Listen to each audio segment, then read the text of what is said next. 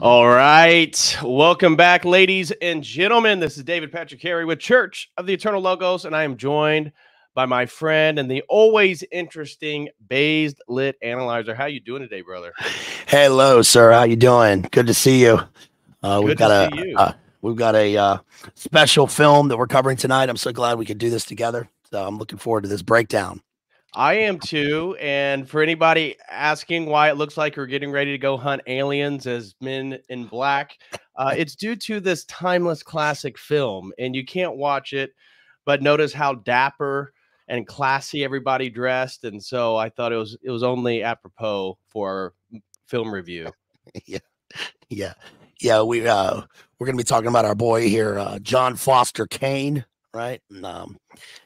And this one is a special movie. I mean, it's I'm glad we're doing this one because I think the last film that we did was maybe around Christmas time. It's time to get to Citizen Kane. It's time for a based review of Citizen Kane because it's considered, by many to be the greatest film of all time. So we're going to talk about what that means, I'm sure.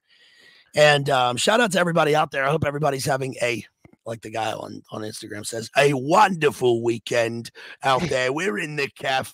Hello, ladies and gentlemen. We're going to have a wonderful weekend. Whatever you're doing out there, go out there and get it, right? Yeah, it should be a good review because it is a timeless film. I actually had not seen it. I know a lot of people in the live chat saying, oh, I hadn't seen this film. You reached out to me. We hadn't done a film since our review of Home Alone 1 and 2, I think was the last one we did. Our annual Christmas movie review. We've done that, I think, 2 or 3 years in a row now. But you reached out and you said, hey, have you seen Citizen Kane? We should do a review on this. I was like, no, I've heard of it. And then I pulled it up. I was like, oh, no, I've seen and I've even seen clips of it. And obviously the famous rosebud of him dropping the snow globe. I saw that, didn't know exactly what it was all from. So just watched Citizen Kane in preparation for today's review. And I got to say, it is a timeless film. Some people in the chat were asking, well, is it worth seeing? I think it is worth seeing because the lessons that we're going to discuss are timeless, and it's so contemporary. And obviously, given the dominance of Donald Trump in the news, I'm sure we'll talk a little bit about this. This is actually one of his favorite films, and even though the main character isn't exactly a beloved figure, Donald Trump said that he does see Charles Kane as himself. And so very interesting, very interesting. We're going to do a full breakdown as usual and go scene by scene. But anything you want to say? I first want to talk a little bit about the greatest films of all time before we got going. So anything you want to say before we dive into that? Did I say John Foster? I was thinking of Alan Dulles and John Foster Dulles, but it's Charles. You're right. It's Charles Foster Kane. Yeah, Charles Foster Kane. When I was rewatching the movie this most recent time, I said aloud, I bet Donald Trump loves this movie. So I Googled it, and the first clip I came to was my favorite movie is Citizen Kane. It's a wonderful film. It's very good. It's my favorite. But it's funny because the question they asked him was like about, you know, the economy. So, and he went into a riff about Citizen Kane. And so, wonderful film. We love that. Charles Foster Kane. Yeah, it's I think it's going to be good. Yeah, but like you said, it's a good thing to start with. What does it mean that we have the is you know what people consider, critics usually consider, the greatest films of all time? And one thing that's amazing is how much, just in reading about Citizen Kane, that how much the critics and sort of academia has, how much those things have decided what is a great film and how much they push it, and that it's for the public to, you know, the movie going audiences to be influenced by that and sort of consume movies. Because the story with the making of Citizen Kane is interesting. It didn't start off with a bang. It wasn't a huge movie. It had a lot leading up to it. But then another interesting element is the fact that the determination of what the public thinks is part of the storyline of the movie. And then the movie and the making of the movie and its reception was actually mirrored the movie itself. So William Randolph Hearst was heavily involved in trying to crush the movie, Right. which is like the same thing by extension that happens in the movie. So we have, and in the movie, we have a framing device where we have like a movie within a movie within a movie. And then on the outer layers, we have people talking about the movie and the making of the movie. And so what happens, I should call it the picture, right? Because when you ask, when they ask the great, you know, film directors, like when they ask Martin Scorsese what they think about it, he's like, I love this picture. You know, this is a picture. I love this picture. And I think that what ends up happening a lot of times with the analysis of the movie is that people only discuss the making of the movie and how Orson Welles came to it instead of the movie itself. So I'm glad that we're going to get into that. I think it's absolutely, it deserves that. That was one of the interesting things, as we'll get into.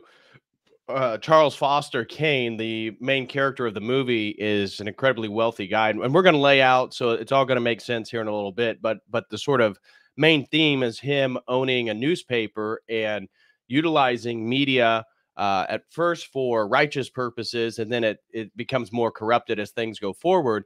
But what I thought was so interesting is William Randolph Hearst actually would not allow this film to be published in any of his newspapers, which again, as you said, sort of reflects the dynamic that we see in this film itself. So very interesting. But before we get into it, and we're going to talk a little bit, we'll give you a quick overview of the movie. I first want to talk a little bit about, because this is considered one of the greatest films of all time, what are some of the greatest films of all time, and what are the greatest grossing films of all time? And so maybe you can speak a little bit about to the Sight and Sound greatest films list. From my understanding, this is one that a lot of critics consider one of the most accurate listing of the greatest films, and Citizen Kane is number 3 here.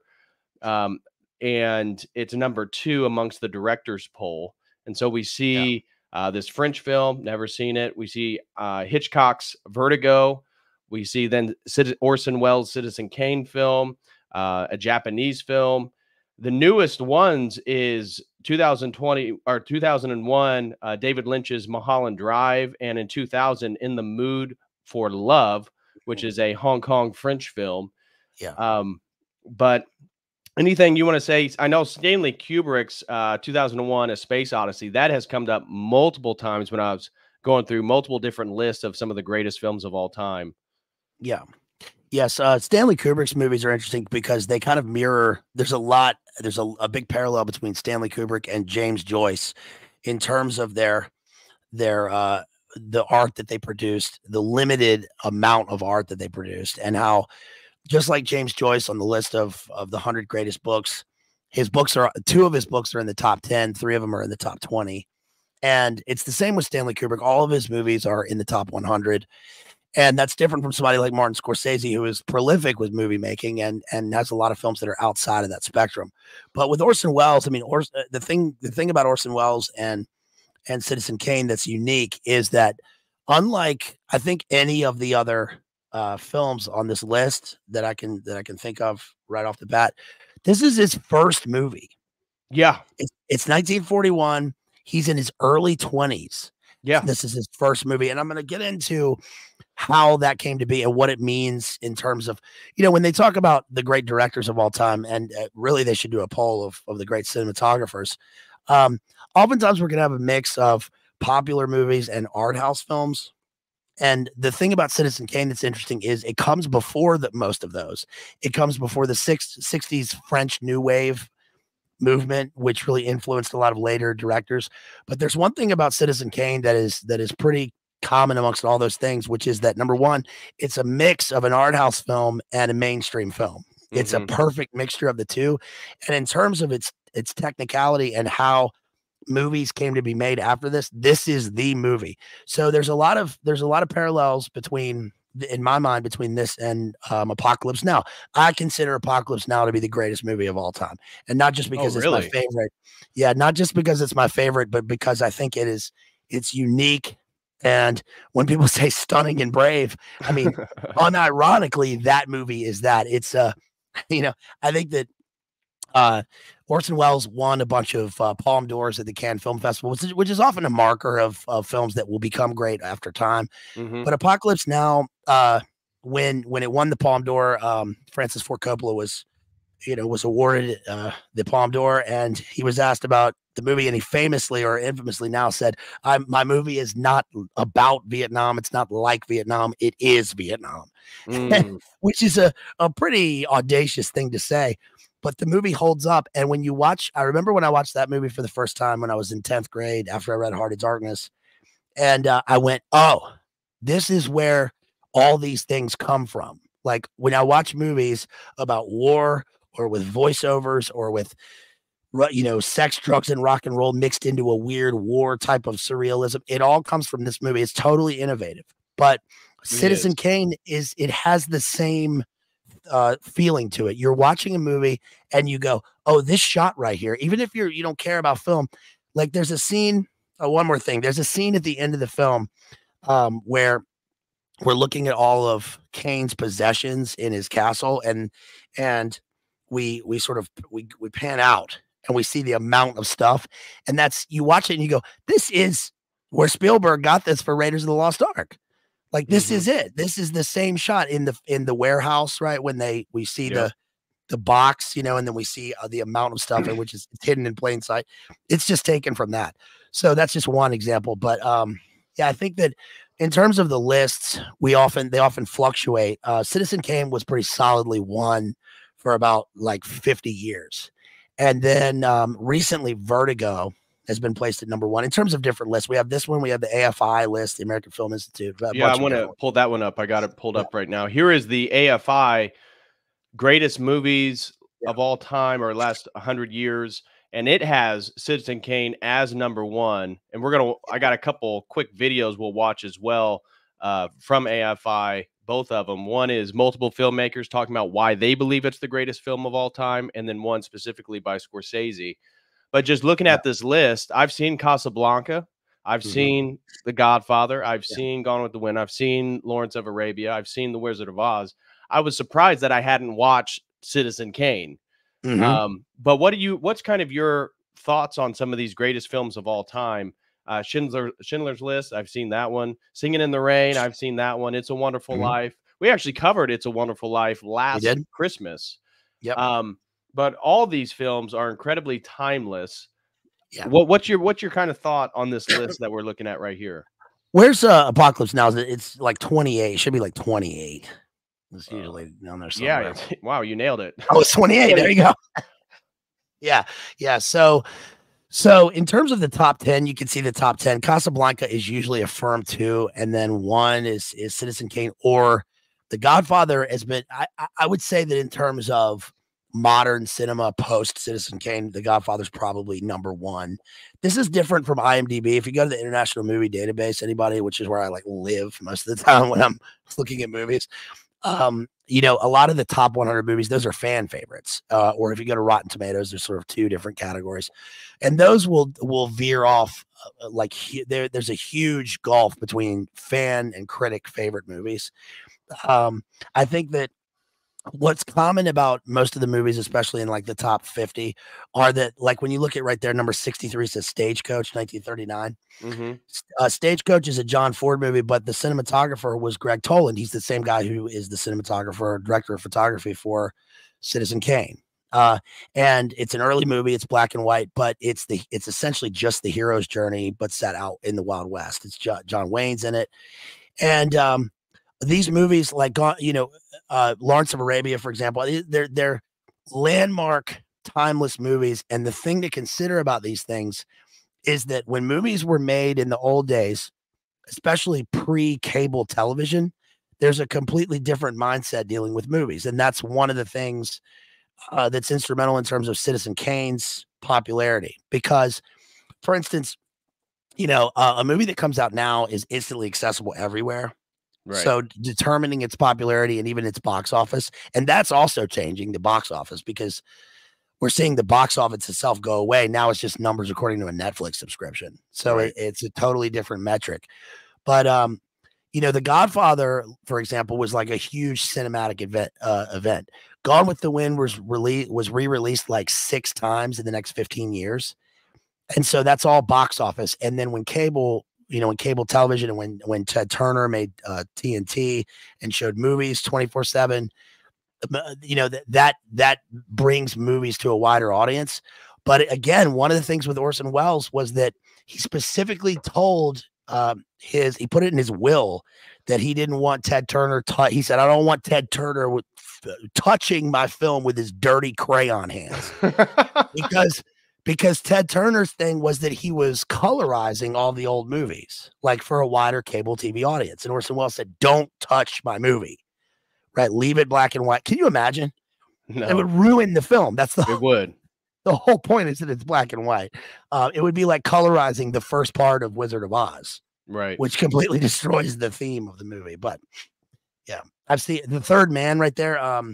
Number 57, that's Orson Welles and Joseph Cotten. It's the same cast as Citizen Kane.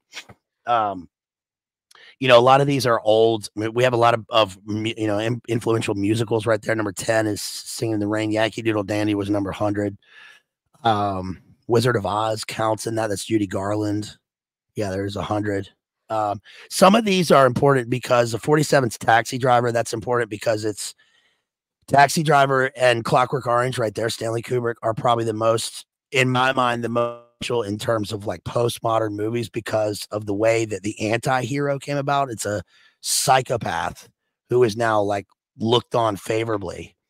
One of the great themes about Citizen Kane is that, and we'll get into this, is that Kane is essentially he has elements of psychopathy. He's a sort of an empty vessel. But the thing is that you are not, you at no time during the movie do you root for him in a way. You don't really go for him. You're just watching this thing and you're sort of aware there's something off, even though he's presented as the hero. And that's part of his narrative arc within the film. So, right.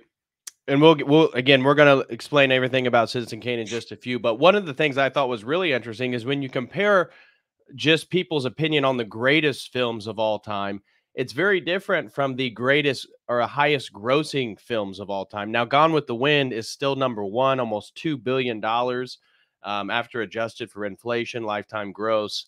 But Star Wars, Sound of Music is up there. E.T., Titanic, Jaws, The Exorcist.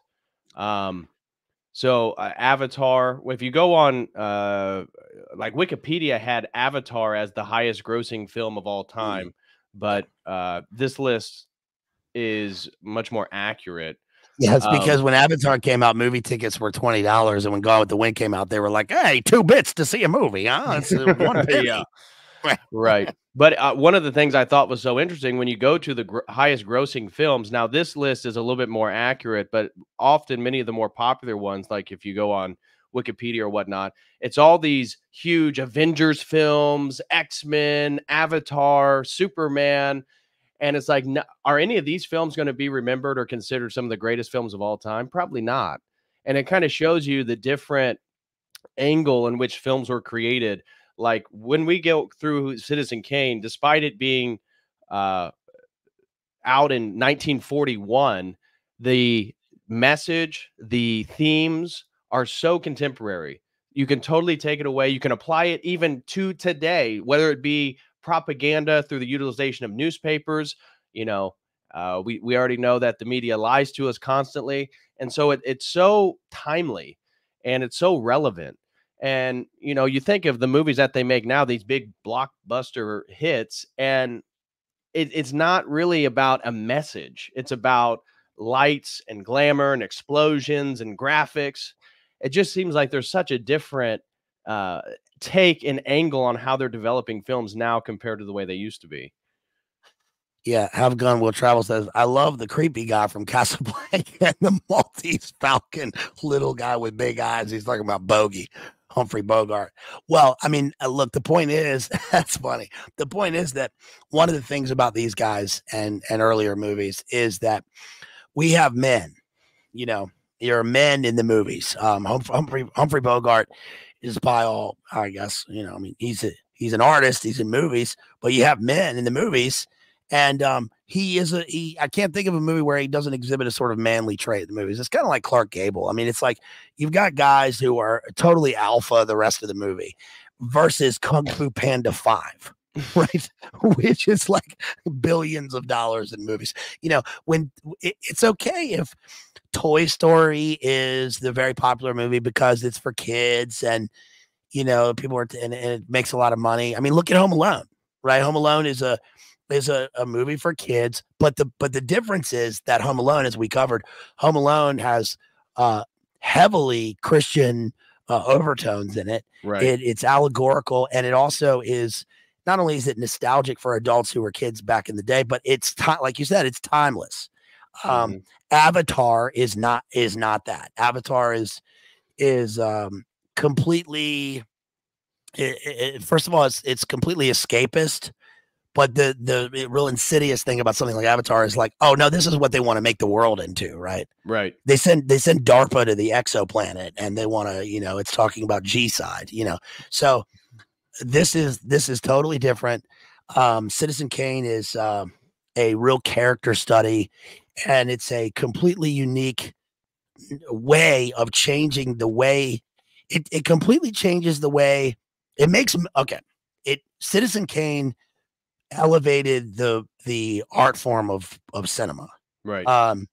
You know, rather than being something that's purely populist or purely escapist or like you're going to see the theater, you know, you're not going to see theater anymore. You're going to see a movie, and movies have to be different. They have to be something else. And it's really the camera that changes that. And Orson Welles, sort of by accident and through exploration, like developed this thing where the camera is the eye. We change the way that we see the world, and Right. that's the way that's what movies are supposed to do. Toy Story 33, it's not going to do that. Right. Yeah, I had a few notes, and then I want to play the two videos to kind of introduce the film to everybody. These were some of the notes. I was just reviewing like the sort of impact Citizen Kane has had and how it's been reviewed over time. And these are kind of what I put together. The first one is the technical innovation and the narrative structure. Again, this was done by Orson Welles in 1941. I believe he was 23 years old in 1939 when he was allowed to take this from the stage and put it into a film. So imagine that you're 23 years old and you get you work with one of the most prominent film producer or production center. Was it RKO? Yep. RKO, which was later bought by Howard Hughes. Yeah. Yeah. And they basically let you do what you want with your film at 23 years old. So then 2 years later, it comes out. And it's innovative use of cinematography, which is very noticeable. That's what I noticed. It's a nonlinear structure. The narrative structures, the special effects, which were revolutionary at the time. Wells and cinematographer Greg Tolan employed deep focus photography that kept objects in the foreground and background simultaneously in sharp focus. The narrative structure is equally groundbreaking. The film is eschews from a more of a traditional linear storyline for a non-linear. It's constantly going back and forth, back and forth. And this mosaic of perspectives creates a more complex and textured understanding of the protagonist, Charles Foster Kane, and allows the film to explore themes of power, corruption, and isolation. That's kind of the big takeaways I took from it. And then the uh, sound design and music. Let me just go over here so people see what we're talking about. The sound design in Citizen Kane is another area where Wells kind of pushed the boundaries. The film used overlapping dialogue, a technique now common in films, but it was innovative at the time in 1941 to create a dynamic and more realistic auditory experience. And there's multiple scenes where it almost feels chaotic because there's so many voices that are coming through your speakers at the same time, and you kind of feel like you're in the midst of this chaos. And additionally, Bernard Herrmann's score, his first for a film, is subtle yet impactful, enhancing the emotional depth of the narrative, setting a new standard for film music. Cultural and social impact of this film. Citizen Kane is often interpreted as a critique of the American dream, showcasing how wealth and power can actually lead to alienation and the loss of personal integrity, which we're going to highlight. The character of Kane is loosely based on the real-life figures of William Randolph Hearst, serves as a cautionary tale about the corrupting influence of media magnates. And the film's release was mired in controversy, particularly because of Hearst's attempt to suppress it, which, as I said, he wouldn't allow any mentioning of the film in any of his newspapers or publications. And then the critical reception and legacy, I have that while Citizen Kane was not a commercial success at first at its release, its critical reputation grew rapidly. It challenged and changed filmmaking, influencing generations of directors and becoming a staple in film studies due to its style, structure, and themes. It frequently appears atop the list of the greatest films of all time, which we've already said, including the American Film Institute's rankings of Sight and Sound poll. And in academic circles, Citizen Kane is studied not just for its technical and aesthetic innovations, but also for its role in shaping the modern film industry. Again, just highlighting how influential this film actually is, and has been a catalyst for discussions about authorship, the commercial versus the artistic value of film, and the power of dynamics. So this film, if you haven't seen it, and even after today's review, we're not going to give anything away. I think it's still worth watching. You know, some of the films, like we'll say after we do a review of it, you know, you kind of get the gist. You know, the spoiler's already out of the bag. So if you want to watch it. If you don't, but this one, I think, is something that even after we're done today, you could go watch it tonight and be like, wow, that's a pretty good film. Yeah, I can see why that's important. Yeah, I would say that that's a lot to be said about a film in the context of other movies, you know, other movies and how we come to talk about them, if at all. Think of this is what there was I went to a teleconference with the poet laureate one time when I was in high school, and he explained this about literature. Name dropping. Oh yeah, yeah. My personal friend, the poet laureate. Yeah. No, and my close personal friend that I asked. We were smoking cigars and that's right. Playing lawn darts and Robert Pinsky. No, he said that after a badminton session, we decided to chat. Oh, we had an excellent session of badinage, you know, back and forth. But he said that, you know, when you look at literature in terms of different the spectrum of literature, you can talk about various genres of literature. It's the same with film. You can talk about an action movie, a comedy, but really there's only two kind of circles that matter if you're looking at it on a chart. And the big circle is bad movies. Most art that's produced is bad by any way of measuring that. It's just trash, and that's okay. You know, sometimes really bad movies can be fun, but then there's a small circle which is good. You know, good movies or great, and that's what eventually becomes the canon of film, the canon of literature, and Citizen Kane, I think, deserves. People should need to watch this for a number of reasons. All of the different things that you just said about the film, but what it boils down to, I think, is that if you're a serious person in terms of the way that you look at the world, and you're a thinking person, if you have any sort of criticism of the way the world works, or you want to look at things with a critical eye at all, you know, art is a conduit for that. And film is one of those things. And you should watch this movie. It's so multi-layered. And whether it almost becomes sort of a moot point of whether you enjoy the movie or not. You know, it's that it has something to say and it says it. Right. And just one example of that you just mentioned was the different characters talking about the film, and it produces a varied effect on the way that the audience determines who Kane is. Right. Well, that's reflective of real life. It shows us something that we have in real life, and not in terms of a realism. It's not naturalism or realism.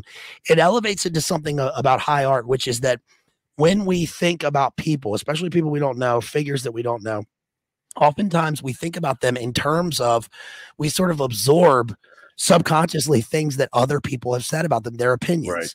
And so critical thinking means we take those things, we hold them objectively, we weigh them, and then we sort of synthesize them and come up with our own determination. And the movie does that. Right. It shows us how to do that without telling us how to do it. So I think it's important. Yeah, that you get that feel throughout the film. I'm going to play these 2 quick videos, and then we'll start to really do our deep dive into it. But you know, as we'll discuss, one of the themes is that after, you know, the beginning of the movie is really the end. It's Charles Foster Kane is dead, and his last words is Rosebud. And now these journalists are hunting to try to figure out what the meaning of Rosebud is, which they never come to the conclusion of. But in that process of trying to figure out who Mr. Kane was, it's constantly going to different people and asking their opinions about him. And then it's that nonlinear thing where you're kind of always going back and forth on his lifetime, his storyline, and you get different perspectives of who he is. And he's a complicated person, but the general themes is that, you know, money is isolating. We'll talk a little bit about that because I have some themes written down. So we'll dive into that as soon as we get into the film. But before we do, you know, check these out real quick, just so you guys kind of get a feel for everything we just said and why it's been so highly praised. And then we'll start doing our deep dive.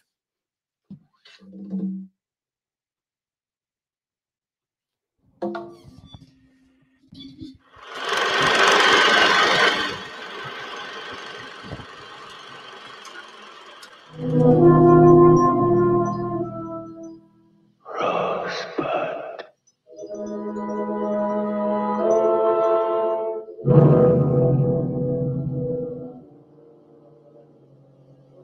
Citizen Kane is the most important, greatest American film as far as I'm concerned. This is the gold standard here. It's pretty hard to top Citizen Kane. Citizen Kane is the greatest movie ever made. Is that really your idea of how to run a newspaper? I don't know how to run a newspaper, Mr. Thatcher. I just try everything I can think of. There's never been a film that I'm aware of that if you watch it for the 138th time, you can still see something new that you hadn't noticed before. I made no campaign promises because until a few weeks ago, I had no hope of being elected. Now, however, I have something more than a hope. And Jim Geddes has something less than a chance. Every single, not just every scene, but every shot has an idea. There's a all right, so that's Sidney Pollack. That's Sidney Pollack talking right there. At every So the people they've showed, if people don't know, that's Sidney Pollack, who played the character of Ziegler in Eyes Wide Shut that I just covered. Sidney Pollack is a great director. We also had Richard Dreyfuss. Citizen Kane is the greatest movie of all time. We start off with William Friedkin, who did The Exorcist, and William Friedkin just died. We're going to get Scorsese and Spielberg. But one of the things to look at in terms of the highlight, even just looking at the highlights of the film here, the first scene that we saw, like you said, I mean, it starts off with his mouth and he says this word like it's a code phrase. And then we see the dropping of this snow globe. But look at his hand is almost transparent in that scene. No, you can't. Nobody done this sort of thing before. Like the camera work was just straight up looking at it. And even the scene with the politician right there, you can't help but notice not just Trump, but any sort of world leader mimics this. They have this kind of body language and, you know, arms out wide, bringing in the audience and then bringing them in close, right, when you're looking at the podium. So it's just interesting to see what these people talk about. Yeah. Of that film. There's this extraordinary performance which people seem to take for granted. I mean, Orson ages from 25 to 85 in this movie. That's Peter Bogdanovich. It's totally believable in every phase of it. Rosebud. Orson Welles was brilliant. I mean, and that was like his first film, and he was 26 years old. It is just one of the great movies ever made, and I think many people are going to agree. It's just one of the great American experiences. Throw that junk.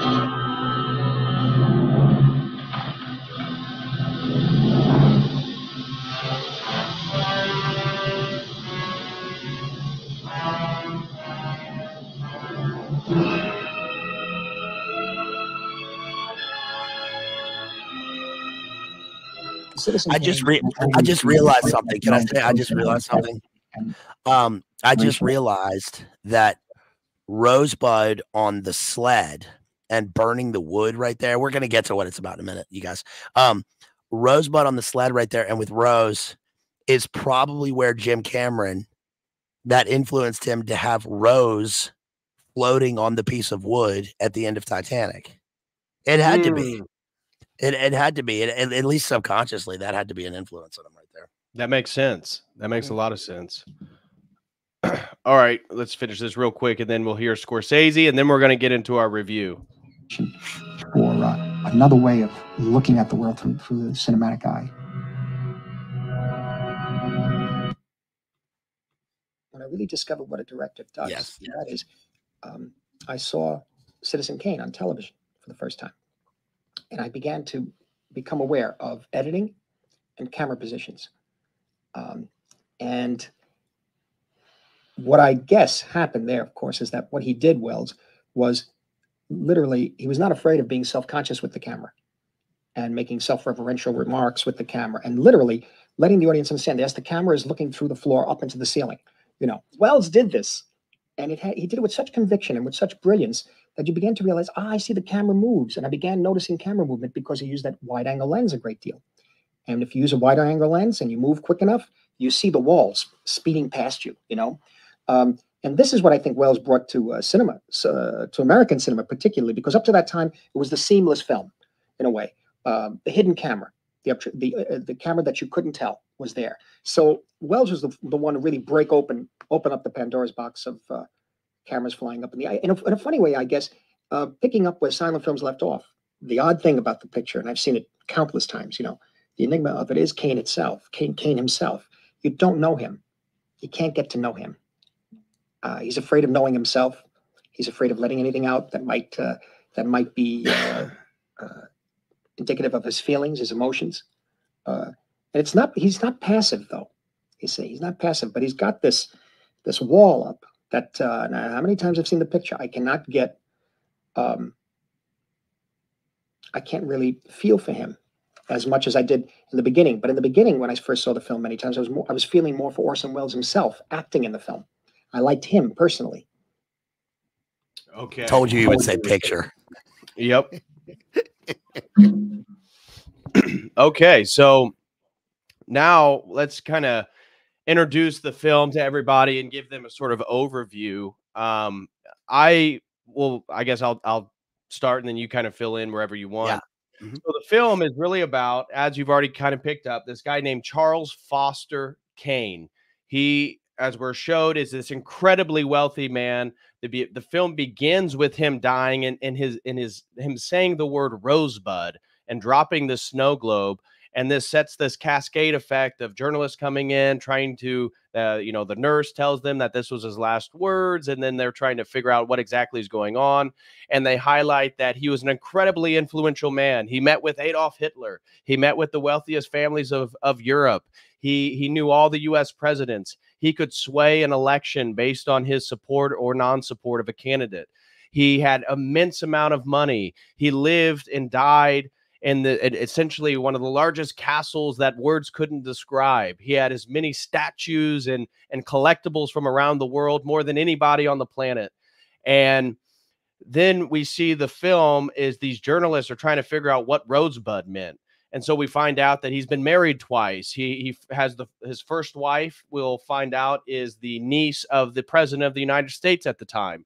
He then has an affair on her and, quote unquote, falls in love with a singer who really turns out isn't that good.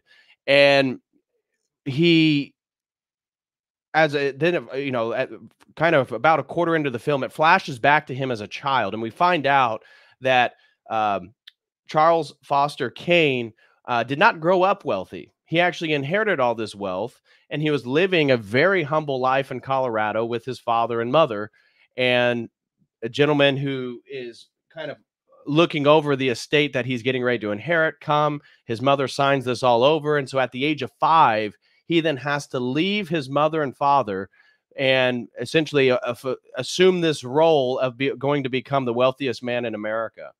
And so he goes to boarding school, and then we kind of catch up with him. Now he's in his 20s. We find out that he's been kicked out of all the major universities, be it Harvard, Yale, Princeton, Cornell. He's been to all of them. He's got kicked out of all of them. And he decides, you know, what I'm going to do is I'm going to buy a newspaper. And his estate is run by a Jewish man named Mr. Bernstein. And Mr. Bernstein's always kind of cautioning him, oh, don't do that. That's not going to make a lot of money. You know, do X, Y, Z. And he's and that's where we saw that little clip in the opening video where he says, you know, I don't know anything about running a newspaper. I just do whatever I like.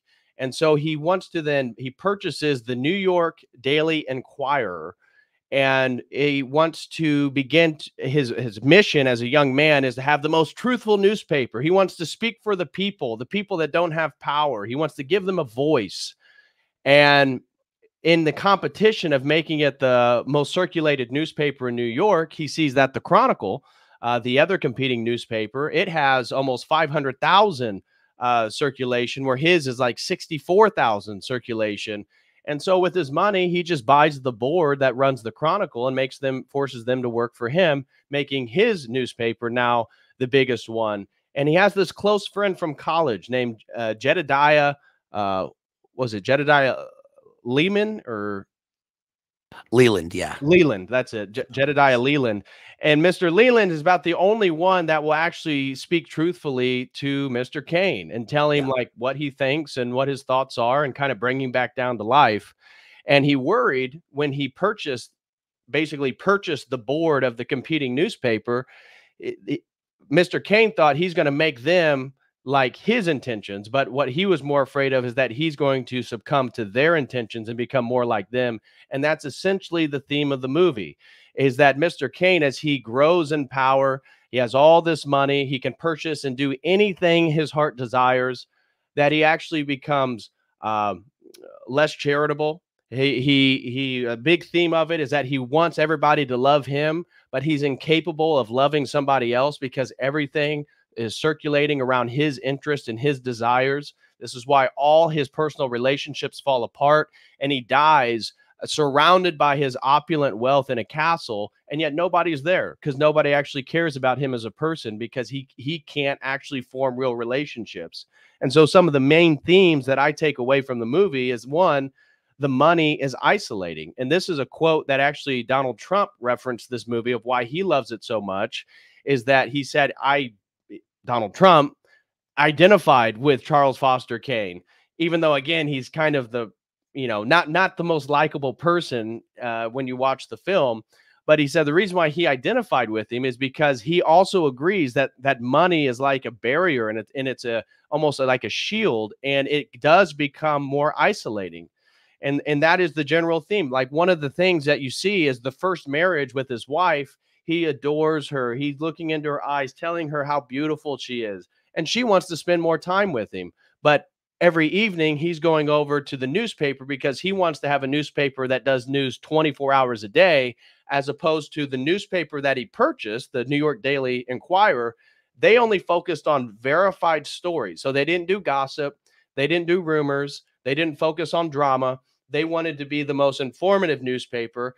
And as he purchased it, even though he had all these great high intentions, what happens is he wants more gossip. He wants more drama because that's what's going to sell more newspapers. And so in the evening, he doesn't even spend time with his wife. And you see the relationship, again, distancing. And the way that the film portrays it is even how close they sit next to each other. And you see that it begins, they're right next to each other. He's fawning over her. They just got married. And yet he's more engrossed in his business. And then in the movie, they begin to sit further and further apart. And it ends with his second wife, again, sitting in his castle. She's bored to tears. She's doing puzzles throughout the day. She has no friends. And he's sitting on the opposite side of the room, which, again, in the way the film portrays it, it's a ginormous main room inside of a castle, basically. And he's sitting on a throne. And she's telling him, Charlie, I just want to go back to New York. I just want to do something. I want to have friends. I want to do something fun. And he's like, we're going to go have a picnic. And she's like, I know, but I want to do something fun. We're going to have a picnic. And you see that he can't accommodate to the desires of somebody else. He forces his wife to do what he wants because he thinks it's what's best. And the film portrays it as how far apart they are when they're communicating. Yeah, all great points. Somebody dropped a super, let me read this real quick. Yeah, I got a couple of super chats too. Okay. Before I get back into what you were just saying, you made awesome points, especially about the spacing. Daniel Patrick drops $5 and says, FYI, Mike from Red Bar is streaming live right now and showing leaks exposing you for being in defeat. Other freaky stuff. Hope it's not true. I'm not Quentin Tarantino. Like, what are you talking? I think you got the wrong dude. I don't know. No, he's a troll. I think he's just having fun. Yeah, he did that to me. I didn't know who Red Bar was. He said that he said he hacked into my computer and has all my web browsing history and my text messages. He was going to expose me. I was like, all right. I broke my toe. I broke my toe the other day. Other than your hammer toes. Now, once we find out they're painted, I'm a little bit worried. That's the secret to Charles Foster Kane. It's his painted toes. That's weird. No, thank you for that $5, DP. Appreciate you, Daniel. Yeah, Patrick. and Kristen, shout out to Kristen. She threw $5 over on the dono chat and says, I hope you guys review the new movie Sacred Alaska. I will drop a link in the screening. I'll drop a link to the screening dates, times, and locations in the chat. Thanks, guys. All right. Well, I think one of the movies that just came out that I know I want to do with BLA is Civil War, which today is the first day it's out in theaters. And so hopefully, potentially, we can even do that next week because that is a lot of propaganda and predictive programming, I'm sure. Yeah. And then Dr. Vagisil threw in $1 and he said, Kane keeps looking for love in all the wrong places, just like famous TikTokers of today. Yeah, that's pretty accurate. Yeah. I don't know Red Bar. All I know is Mersh talking about Red Bar. That's all I know. What were you saying? I mean, I think my thesis for this movie, which I think is something that critics often miss, is the element that we all here watching this know, which is that what I think Orson Welles, or what the movie is showing us, is that this is really a study of an elite in the psychopathic tradition. And it shows how, not just a look into his life, but what it really shows us is how we think about them. And so, like you were saying at the beginning of the film, it's framed. And so it's a perfect example of dramatic irony. We know from the very beginning of the movie that he's going to die. That's it. We already know it. So we know the end of the story. And then in true meta fashion, we're told about Kane from newspapers, and it reads like he wrote the headlines before he died. It reads like all of the newspapers are Kane newspapers, like they would be Hearst publications, and he's writing his own obituary in the headlines. I mean, it's crazy. It's like reading Franz Kafka's Wikipedia, which seems like he wrote the Wikipedia. It starts off like Franz Kafka was the most handsome man in the world, right? It's like a 5-year-old wrote this about himself. But what's really important here is that we see when we get into his life that, like you said, he grows up in Colorado, and it looks like it's like 1870. 1870 is like we're getting into the Franco-Prussian War. We're in the middle of the Victorian era. We're in simple America. And when he's living on like a farm with his mother and what looks to be like an alcoholic father, they discover gold on their land. And then they make a deal with the bank to sell to manage the money from the gold. And then what the mother does, which is interesting and sort of ambiguous, is she basically sells her child off to the bank so that he can be put into this American prep school tradition. And this is perfectly, I mean, this is a great example. There's not many other movies that show what this really is from such an early stage. So this is the American version of what happens in Britain. You have a royal or a noble or someone with a title. And of course, they send their child off to boarding school at age 5. And then they go off to the elite schools, and then they're going to go run the empire. Well, this is one example. This is the reason that he is a foster child to the bank, Charles Foster Kane, is that this is supposed to represent the American spirit of he doesn't go west, he goes east. It's the opposite, because he's going to subvert the natural order of things in terms of the American spirit. He's raised poor, and he gets a shot into the elite through happenstance, through gold. And he goes off to a boarding school. And then that's one of the things that drives the whole movie, is that somewhere along the line, there's the reason the snow globe breaks at the beginning of the movie is because it doesn't just represent a loss of innocence, or that this was Kane chasing the time when he was happiest. It's that the snow globe represents his world. His world is he looking at his world, and that's what his world is. And it just gets bigger and bigger until it's empty, just like the snow globe. And so he has no motherly. The last time he had any kind of motherly love was when he was a 5-year-old. Right. He has the sled in his hand, and he hits the banker with the sled that has Rosebud on it. He escapes his abusive father, but who knows what happens to him when he goes off to boarding school. And when he goes off to school, he gets kicked out of his schools. He becomes bad, and his entire business model is essentially to tank himself by having newspapers publish things about companies that he has a vested interest in, which is very Musk. It's very Elon Musk. He did that with Doge. I mean, this is something people do. And it's like, the whole point is that he's controlling opinion. He's forming a world around himself because and this is probably the key to the whole movie, is what Leland says when he's interviewed. He says, the man just wanted love. He wanted to absorb love, but he didn't really know what love was. He just wanted he thought love was attention. Right. Because he was taken away from love, and he's given no attention, and then he's given all the attention, and that he just consumes. Right. But he has no love to give. He literally probably doesn't have any idea what love is. Right. He doesn't have anything to give back to people. Like you said, he wants to give a picnic. Right. And where he has to hire all the people, the friends, to come to the picnic. So he's empty. He's totally empty. Right. And being divorced from his mother, I think that's one of the key takeaways there in regards to the concept of love, is that he, as an adult, wants to be showered in love. He's obsessed with the public opinion viewing him in a positive light, yet he himself cannot love anybody else because he's obsessed with his own desires and his ambitions. And even the desire to get the people to love him, or he's going to have this truthful press that's going to challenge the narratives and speak for the lowly man, the working class man. That's not really his intention. Again, the intention is to receive the adoration of other people. It's not ultimately the principle. And we see this because when he says that's what he's going to do, and we'll see it when we click through the movie itself, he makes a declaration of principles with his friend Jedediah Leland.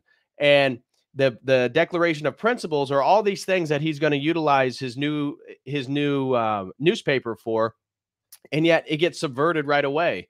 And Jedediah, when it was going to the presses that they were supposed to print this off into a little box on the front page, he said, I want to keep that original copy. So they brought it back to him, and he sends it to him years later because they eventually have a falling out because Mr. Kane is not the man that he was when he was 25.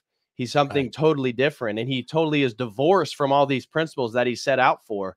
And again, just like we've talked about spiritually and theologically in regards to pride, and that being the ultimate recapitulation of the fall of Lucifer, is this worship of self, is that's exactly the case for Charles Foster Kane, is that he really does idolize and worship himself, and he thinks that by getting people to perceive him in a positive way is somehow of him acting in a loving way. It's not, because it's always self-serving. And so, like, one of the things that highlights is the Spanish-American War, is that it was basically going to be it wasn't going to happen, but because Charles Foster Kane decided that it'd be beneficial, he used his publication to actually initiate the war. And so it highlights that throughout the film, is that I think there's a quote by his friend Jedediah Leland that says he was a brutal man, but he himself didn't act brutally.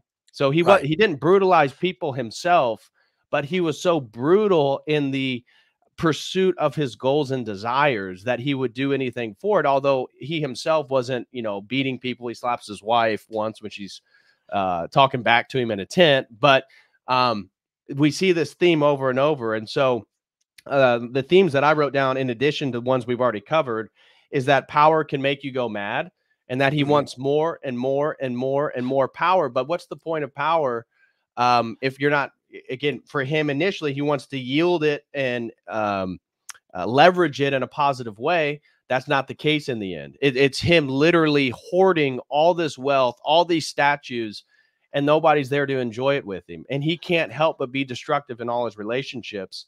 And the thing that you see, and a point that's made, is that he never completes anything, because everything always falls apart before it reaches its completion. And so even his mansion, what was it, Xanadu? Xanadu, because it's named after Samuel Taylor Coleridge's. Yeah, so it's named after Kublai Khan's palace. Go ahead. Yeah, well, Samuel Taylor Coleridge wrote one of the great English romantic poems, Kublai Khan. In Xanadu did Kublai Khan a stately pleasure dome decree. So Kane becomes America's Kublai Khan, which means that he has a type of Shangri-La, which Xanadu and Shangri-La and Utopia inherently mean no place. There's nothing. You can't have them. You pursue these things, and if it's a physical object, it can't exist on Earth. We live in, it's a fallen world. We're not going to have Eden that you make with a castle. It's not going to happen. So he just, like you said, he's a collector. He collects things. He collects collectors, right? So like at one point, I don't mean to cut you off, but it's like he calls from Paris, France, or sends a message and says that he's going to acquire the largest diamond in the world. And upon reading the full message, they said, well, it doesn't look like he's collecting diamonds. He's paying and collecting the collectors of diamonds so he can have their collections. Yeah, which is something that only the brilliant pyramid psychopathic mind really even considers in the moment, or has the ability to do, right? Which is that it's like the English in India. It's like, we don't just want the diamonds or the rubies or the sapphires. We're going to go to the place and own the whole place that makes the things, right? And we're going to own the people that have the things. So his Hearst Castle in California, but he makes it in Florida. Probably Orson Welles probably did that to divert from Hearst attention and to give just a cursory, like, oh no, it's not California, it's not Hearst. Is that you notice that the castle is full of statues, right? And there's one subtle moment in the movie where somebody walks up to a statue and they move it and it shakes. It's like it's hollow. It's even the statue itself, which is not animated, not a person. He's looked on by all of these lifeless things, right? That's Ozymandias. That's another poem. That's Percy Shelley. That's Ozymandias, right? These lifeless things. And even the statue itself looks fake. right? I mean, I think that he collects Venus de Milos and he collects probably authentic things, but probably a good percentage of them are ripoffs, and he doesn't even care or know. Right. Right. And also, one thing about about the power thing and power making you mad is that that's true on one level, and the other level that the movie makes clear is that I'm not sure that Kane doesn't already know that at the beginning. In other words, you notice in the movie, there's not really growth in the movie. He doesn't really grow in any way. He doesn't really learn. He learns things about the sequence of life and what happens to him, but because of events, but he doesn't learn about what life means throughout the movie. He's sort of the beginning.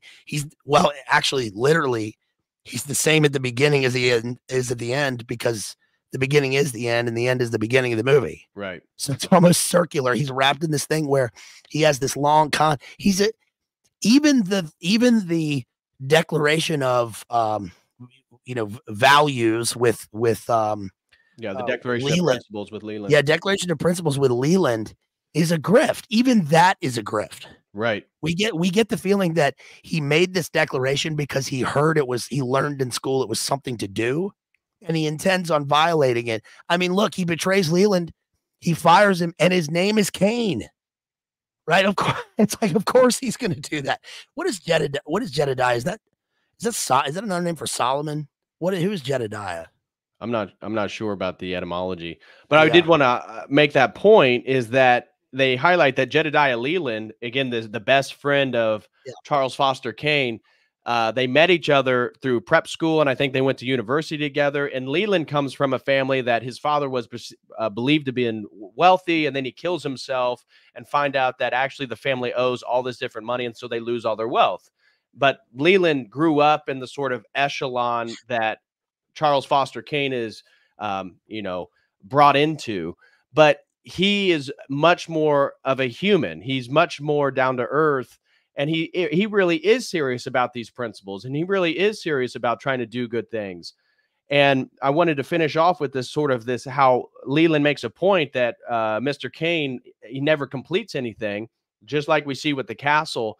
But there's the point of the first marriage. Like, he's infatuated with his wife, and he has all the money. He now has his son. He wanted a son. He has his son. He has his wife, yet he's paying no attention to his wife. And now he wants to be the governor of New York, and he's running for governor. And turns out he's making all these promises, and his son's there, and he's so happy. Well, he's actually having an affair with another woman. And the person that he's running against for the governor position of New York finds out about this, Mr. Is it Getzy? And Mr. Getzy finds out, and then sends a letter to his wife while they're listening to him give this great oratory speech and riling all these people up about how he's going to put Mr. Getzy in prison as soon as he's governor, and that, he's going to transform New York, and he's going to make it all for the people. And he chooses. So then they go to the place where they're having the affair, and now his wife is confronted with the woman that he's having an affair with. And Mr. Getzy says, you're either going to drop out of this governor race, or I'm going to publish a piece in my paper just showing the entire world that you're a fraud, that you're cheating on your wife. And what does he choose? Instead of his wife allowing him, and it seems like she's very upset, you can tell, but he rejects the family. He breaks up his own family when he has everything going for him, because he doesn't want to be perceived as having made the wrong decision. So yeah, I had an adulterous affair with this woman, and guess what? I'm going to choose her over everything else that I have. And so then Leland, finds out, and then Mr. Kane builds this beautiful opera house for his new wife to sing in. Well, turns out she's not a very good singer.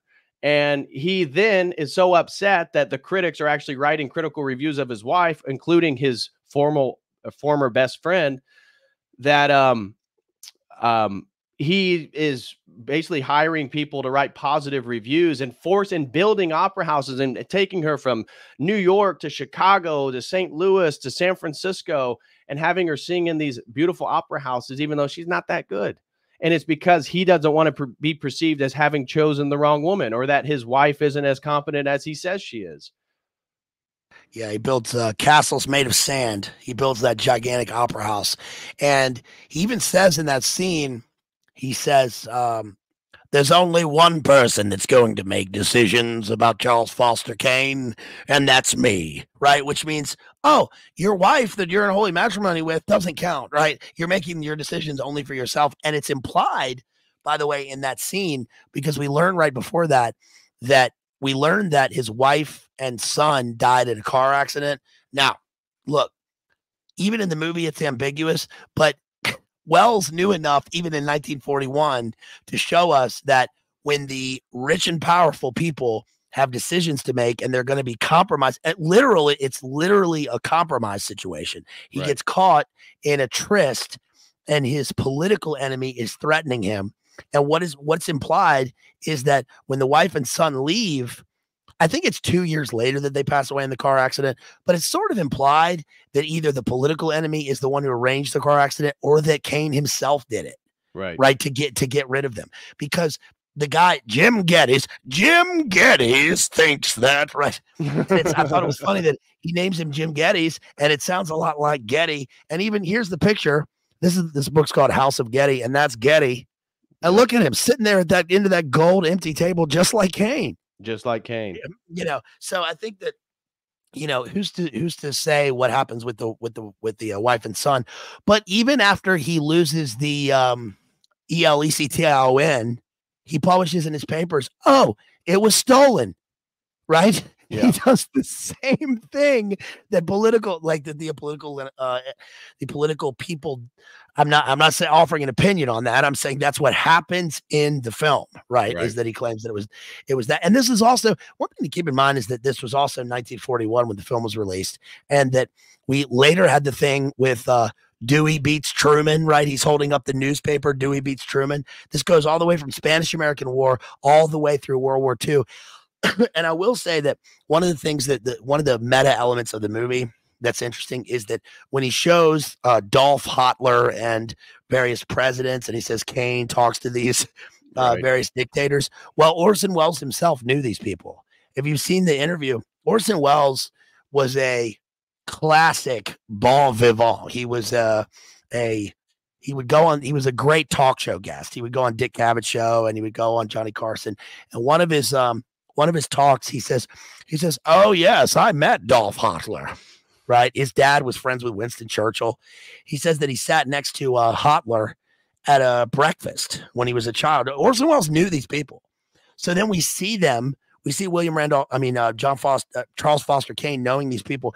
And one more element that people probably aren't aware of with this is that when the movie came out, William Randolph Hearst tried to do the exact same thing to Orson Welles that Geddes does to Kane in the movie. Orson Welles heard from one of his people, don't go back to your hotel because you're going to be compromised. And that was true. William Randolph Hearst put a certain age person in his hotel room so that he would go back to the hotel and he would be photographed and he would be compromised, and Welles didn't go. So we have one example of escaping that sort of situation. There's also for anybody interested, there's another movie that sort of deals with William Randolph Hearst, which is, because we're talking about the movie Civil War coming out, has Kirsten Dunst. It's Kirsten Dunst as what was her name? Mamie. I forget her name, but it was his mistress, Hearst's mistress. It's called The Cat's Meow. Probably the only one who's seen that here, but Hearst had a yacht, and he had famous people. He had like Charlie Chaplin, all these people going to it, and he has his mistress on the yacht, and there's a murder on the yacht. And so it kind of mirrors, but that mirrors the way that Citizen Kane works. And it's just crazy to me that, the movie is, they considered making the movie about Howard Hughes, because Howard Hughes's life is a lot like William Randolph Hearst. He bought RKO Pictures after this. But even that it's clearly about William Randolph Hearst, but it stands for all of these type of people. We see examples of this in the world right now. I think that there's something to be gleaned from watching the movie and understanding the way that the system works by watching this. Yep. So now let's move through the video or the movie that you guys are now a little bit more aware of. So here's how it begins, and it is copyrighted, so I'm not going to be able to play anything. So we're just going to move through it here. You can kind of see Xanadu, the incredible mansion, castle that he has, which again, never completed, just like everything else in his life was never actually completed. This is the nurse finding him dead that morning. Can I say something real quick? The first image that you see, the opening image. Well, okay, before the first image, by the way, in terms of filmmaking, there's no opening credits. No. We see Citizen Kane in big, like, glowing white on the screen, and we know we're walking. There you go. Very famous. Look at the typography. It's right in your face. This guy's going to be larger than life on a black screen, right? And then we see Orson Welles. It's a Mercury production. And then one of the first images we see the chain link fence, and we see no trespassing, right? Which tells us right away through the subtext, we're about to enter this guy's home in his life, but we're not going to trespass on who he is. We're not going to figure out who this guy is. Right. And we see all these empty possessions, like the zoo is empty. We see the castle bigger than life up on the hill. And that's who he is. That is literally Kane.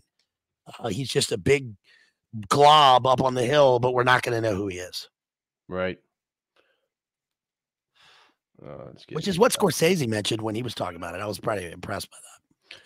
And so we see that he drops the snow globe right here, which turns out to be Rosebud. So just spoiler alert. Rosebud, he says Rosebud drops the snow globe, and Rosebud is the name of the sled that he had when he was a child, when he was first taken away by the banker. And so this snow globe is reflective of his home that he had originally. And that's why it's a sort of memorabilia that he never gets rid of. And as he moves in later into his life, it's the last thing that he actually wanted to hold on to, as you can see. Yeah. You see it continuously, by the way, throughout the film. I just noticed on the rewatch how many times the snow globe appears in the background. And there's Kubla Khan by Samuel Taylor Coleridge. And also even the image of the hand, like I mentioned earlier, is transparent. We see what looks like stars in his hand. And we see there are a lot of angles in this that are off. They're skewed. He builds, he gets all these statues from Europe. He pieces together various castles. It looks like a model off the one in Prague, the famous one in Prague.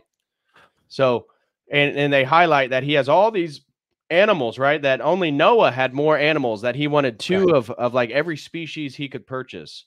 And he had, so it's kind of showing you the building of Xanadu, this incredible mansion that he is living in towards the rest of his life. And it's highlighting during this point how mixed the opinions are of him. So that half the country actually despises this guy, thinks he's the worst. Half the country kind of thought he was a good guy.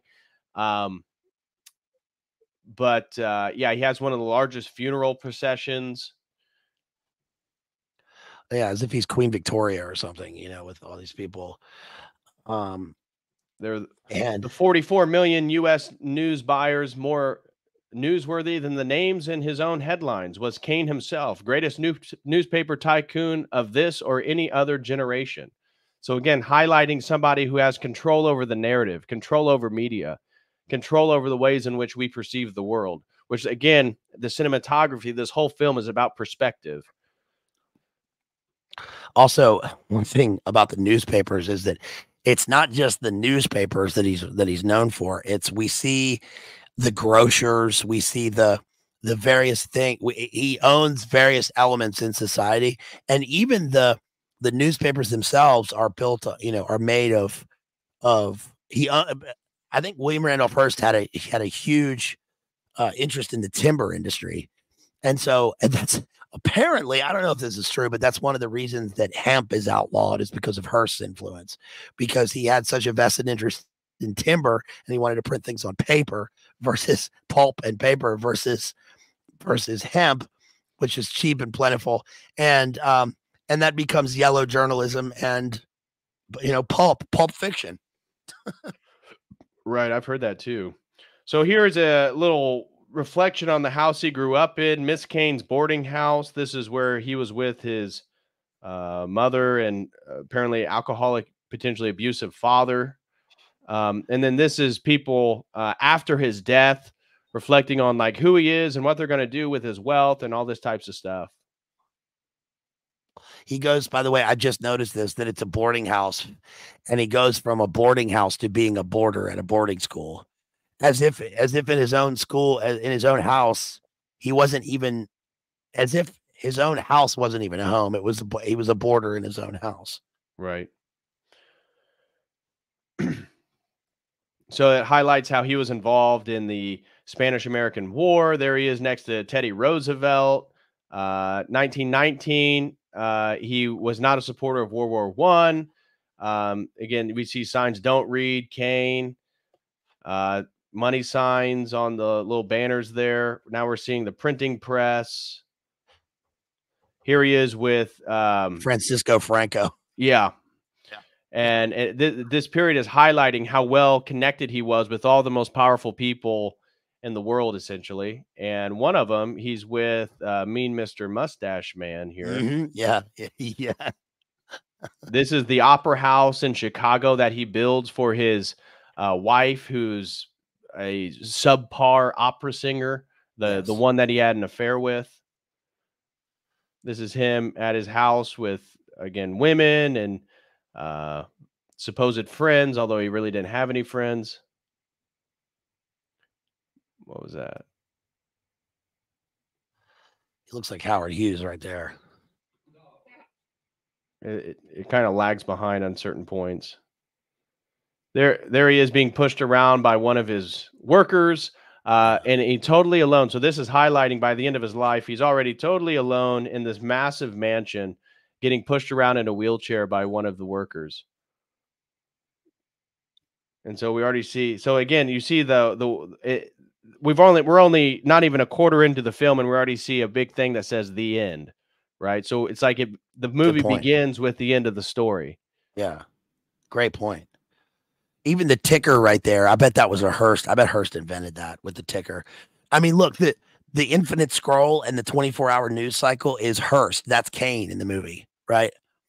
He's showing you that, like, you're not just buying newspapers when the news comes out. This stuff is it's always. He's trying to be a master of time. Right?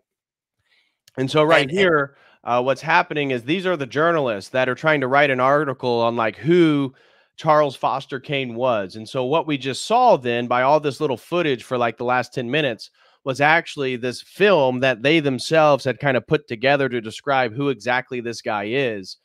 And it comes to an end and they're like, we still need something. We need a new angle. We need something unique. And the guy points out, well, you know, his last words was Rosebud. And he's like, okay, we got to figure out, what does Rosebud mean? Why did this, the most influential man, the most powerful man in America, why was his last word Rosebud? And that's where this part of the film kind of sets that domino effect off.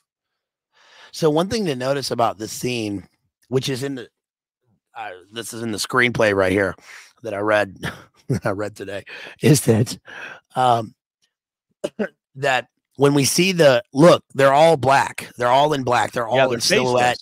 They're faceless. These are faceless people, and this shows that Kane. First of all, it leads us to it conveys the fact that we always see Kane larger than life. Like when throughout the movie, you notice, like in the scene with the compromise, when we see the wife and then we see Getty's over here, when we look at Kane, he approaches the camera and he's larger than the other characters. We're always looking up. We're always looking up at him. Even the famous scene where he does the political speech, his face is huge. And one of the things that Scorsese was talking about in the introduction was that Orson Welles for this movie really pioneered the use of the wide angle lens.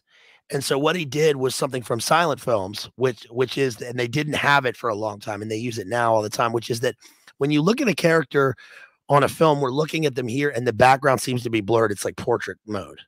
But in this film, we get the full spectrum of the background and we get the characters in the middle and then we get the characters up front and they're all clear. And that shows us that Kane is both larger than life. He's at the forefront and that we have a huge perspective of the way the world works, just like Kane does. But when we see the journalists, they're all silhouetted and they're meaningless to him. They're all drones for him. And the guy who provides the conduit for understanding who Kane is, the guy who's assigned with finding out what Rosebud is, we never see his face. We're always looking at the back of his head. This is like totally innovative. You never saw this in movies. And the way I took it too is that this is a critique of journalism itself, right? Yes. So we see the whole premise is that Mr. Kane's will is being externalized through the media, through his newspaper, and then it comes to his death, and now it's upon these journalists to try to figure out who they are, and yet they're faceless. They're not a person. There's not an identity there that you can tag it to. And so I thought it's like a subtle critique of journalists themselves not being how do I want to frame it? Sort of uniquely human, that they're sort of just an operation for whoever they're working for. Yeah. Yeah, great point. I think one of the other things with seeing the back of their head with the back of the guy's head there is it's also pointing the audience towards what we're trying to figure out, which is that instead of having two characters talk in profile, talk to each other, where we're viewing like as a kind of audience able to see everything, instead the camera is pointing us to where the journalist has his back to our face, which means that what's his face looking at, trying to figure out what the story is and who this guy is. So we're pointing towards the guy on the right. In other words, like he's conveying, he's showing us that we're following this guy. We are this guy, and he's not going to figure it out. And the movie is ambiguous, but we also get an insight into almost a spiritual understanding of what Kane is in the movie, in that he's everything and nothing, right? The Rosebud thing is like, it's a single word. It's meaningful. It's meaningful to him, but it's nothing. The snow globe represents this thing in his past. It's his innocence. It's his world, but it also shatters. Right. It's like, and it's also a trinket. It's like everything to him, and it's also nothing. Yeah, that's a great point. And just for clarity, it's the guy right here with the glasses. Again, we never see his face, but he is the man who this guy, the sort of, I guess, the head editor, if you will, has commissioned him to find out what Rosebud means and who exactly Mr. Kane is. Yeah. So now this is kind of set into motion. Look at that. I mean, you just never look at this. That's about the closest you're going to be able to see that guy's face right there. This is, I mean, so let me say something about the way the movie was made, and why this is important that it looks like this. And that's the fact that, remember that this is Orson Welles' first movie. He's in his early 20s. But one thing that I think people often leave out is that Stanley Kubrick sort of mimics Orson Welles' film career in terms of a low output in terms of movies that are, but they're impactful, but also creative control. And one thing that's different is they took creative control away from Orson Welles after the film. And that's probably because of Hearst. Hearst crushed him with, I think, The Magnificent Ambersons, which was nominated for Best Director, but they changed the ending to the film. So they took, and that's what they did with Kubrick with Eyes Wide Shut, apparently. But I think that the reason that he got creative control was not just what people say, that he was a Broadway wonderkind, is what they say. He was a radio star. Radio was the medium at the time. It's like the internet now. Everyone was listening to the radio. That's how presidents gave their addresses. Orson Welles revolutionized radio. But how did he do that? Through War of the Worlds. War of the Worlds is what really gave Orson Welles his start. And that was an intelligence psyop. So I think that probably the reason, at least as far as we know and what we've read into it. And I think that what happened here is that because Orson Welles did War of the Worlds, and because of his fame, but more because of what he did with that and what it provided the people who had an interest in it, is because of that, they gave him creative control of Citizen Kane. Because otherwise, there's no reason why you would give a guy this amount of creative control. And when he did the film, this is his first film. He didn't know about camera work. He didn't know about this stuff. It was all theatrical. It was a theatrical production with Mercury Theater. So he got a bunch of his Broadway people to go to be the character actors in the movie, like Joseph Cotton. Joseph Cotton is from he's from 9 minutes from here. His house he lived in Petersburg, Virginia. He's Leland in the film. He's amazing. And I think that Greg Toland, the guy who's the cinematographer, there's a story about that Jeff Bridges told about Greg Toland was Orson Welles was setting up a camera angle, and the guys who were in the union were like, we don't listen to the director about camera angles. We got to go to Greg Toland. Greg Toland heard about it and said, what this guy says on the set goes. He's got control. But Orson Welles learned from Greg Toland, and like, for instance, like when you're looking up at him, logically it doesn't work because you're looking at an angle of a guy up from a table, and you can't have that when you're filming it. So they split the table in half and put the camera under it. So that when we pan out, we see the table, but when we're looking at him, we're looking up from where the table would be. And so at the end of the film, he shares his director card with Greg Toland. It says, director Orson Welles, cinematographer Greg Toland. Great point. So here, now we see the journalist. He goes into, and again, we're not totally privy to who everybody is. Because it's a non-linear film, you as the viewer, especially for the first time, if you have the first time you're trying to piece all these things together, because a lot of things, it's cutting and going to different places. You're not exactly sure what's going on. What you do know is this is the second wife, and she is at her supposed place called El Rancho, and she still has Sarah Alexander Kane, even though she, as we'll find out, she leaves him because she's so frustrated. And so he comes in here and he sits down and he tries to ask her a few questions, and she's not interested at all. And this man works for her at the restaurant. You can tell that she's totally blasted, drunk, and she tells him, I want, another double. So of whatever she's drinking, he's like, right away, ma'am.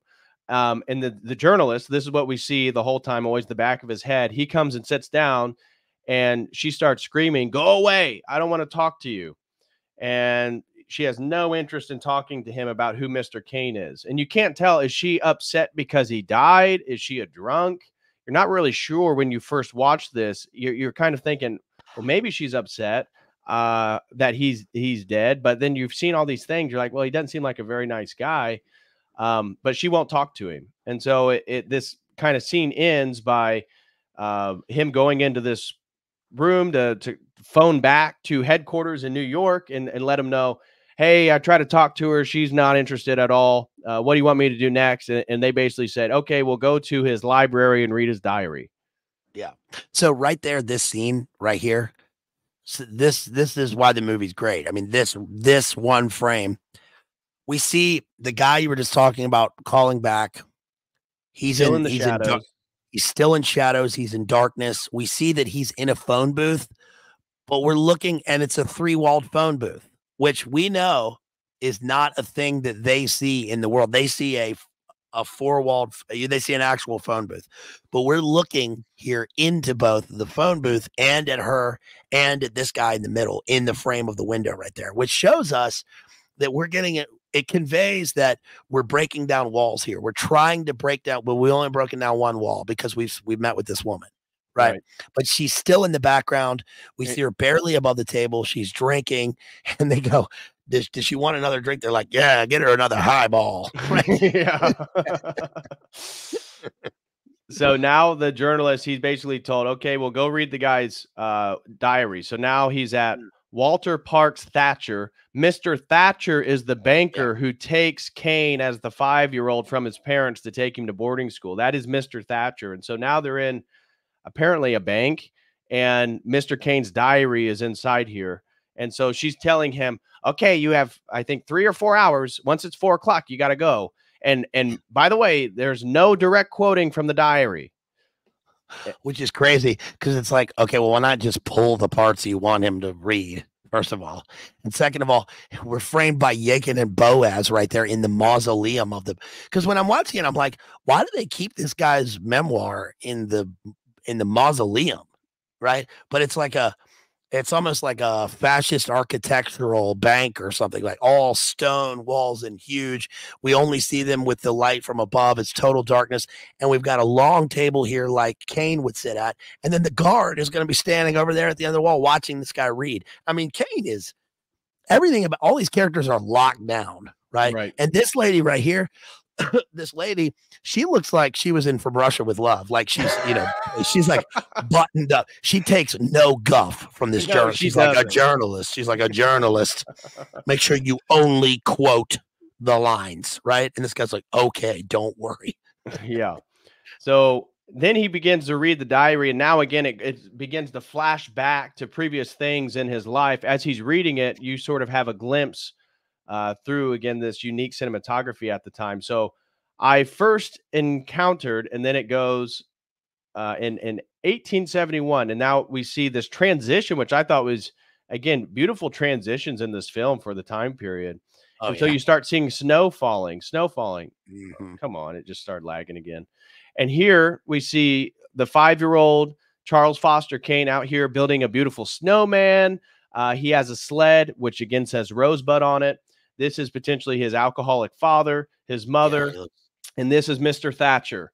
This is again, he's the journalist is reading the diary, and this is Kane describing the first time he encountered Mr. Thatcher, and he's getting the mother to sign right here, basically that once Kane is of age, he will inherit all this immense wealth, and that they're going to have to educate him and bring him up in a certain way so he'll know what to do with all this money and power.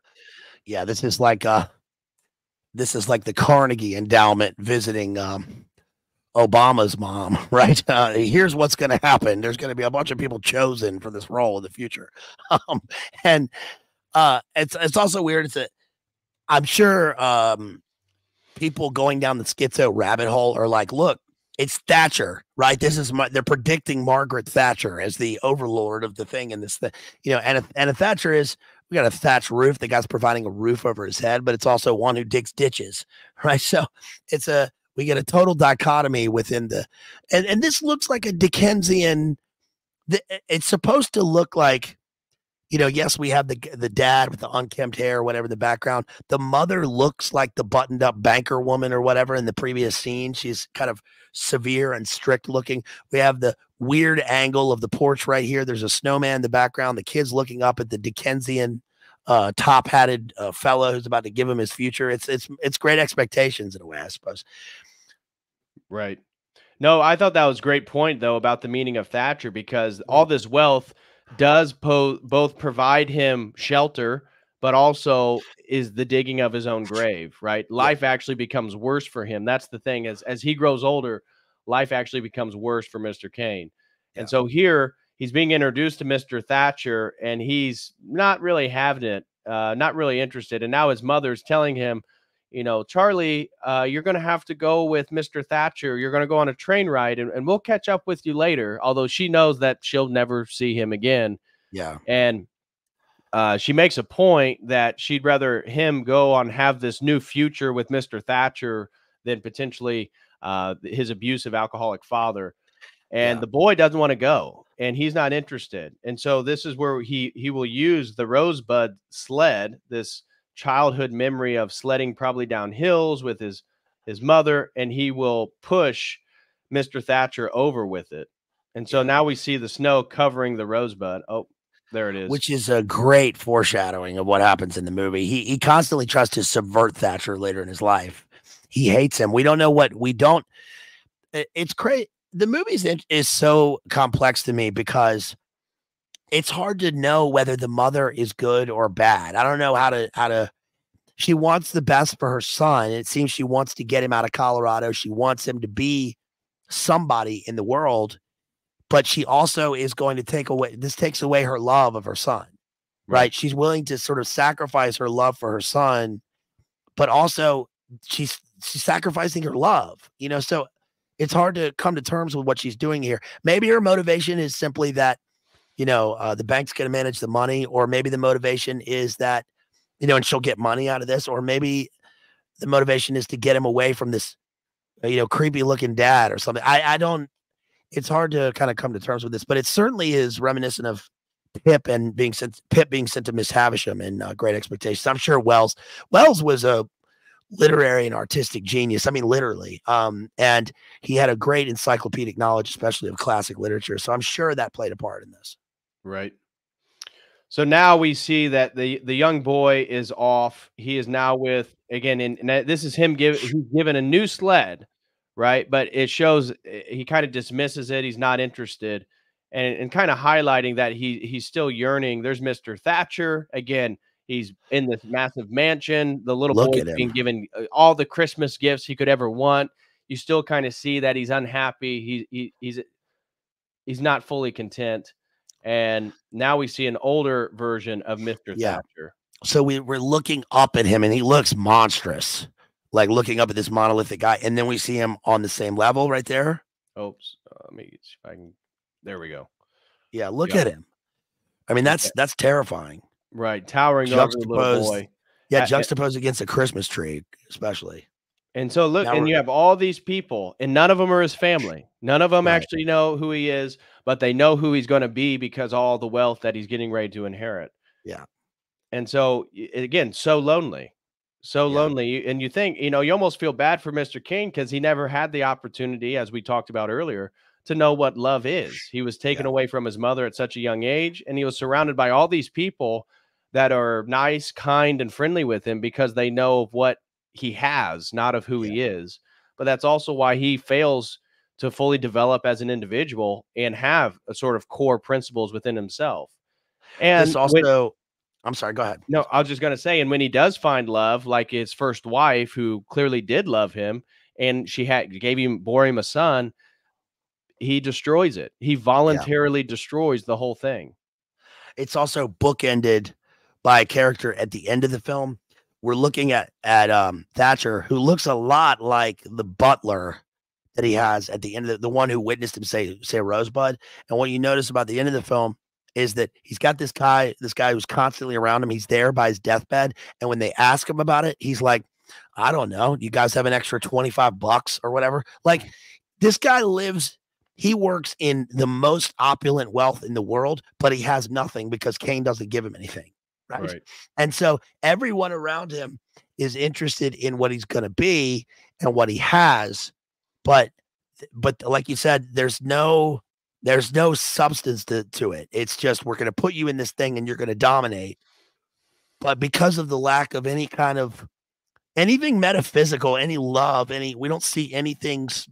Everything is temporary and surface level. And we saw a church at the beginning of the movie when he's being, at the funeral, but that's about it. Everything else is just pure power. Yeah. And one thing that's amazing about this is that I think this mirrors Orson Welles. I don't like to bring in the artist's life and whether it has anything to do with this, but I will say that it is interesting that I think Wells's life mirrors this in a number of ways, and that there's a great clip of Welles talking about how he got creative control over the film.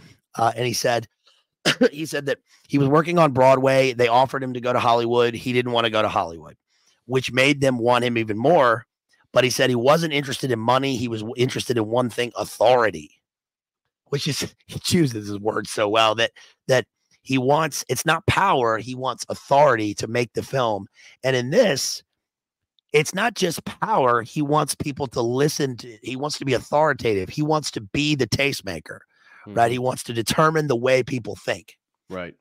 And he thinks that if they accept what he says, then they'll be better. Although, again, we see that that's not the case because he can't see clearly, because he can't see beyond his own intentions.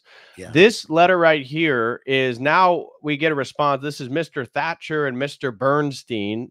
So the Jewish banker that controls his assets, along with Mr. Thatcher, who's sort of his parental guardian. So he's getting ready to come into his inheritance, and he's writing that he wants to purchase a newspaper. And this is saying, "Dear Mr. Thatcher." Mr. Thatcher thinks this is a terrible idea. There's, you're not gonna make great wealth and grow your,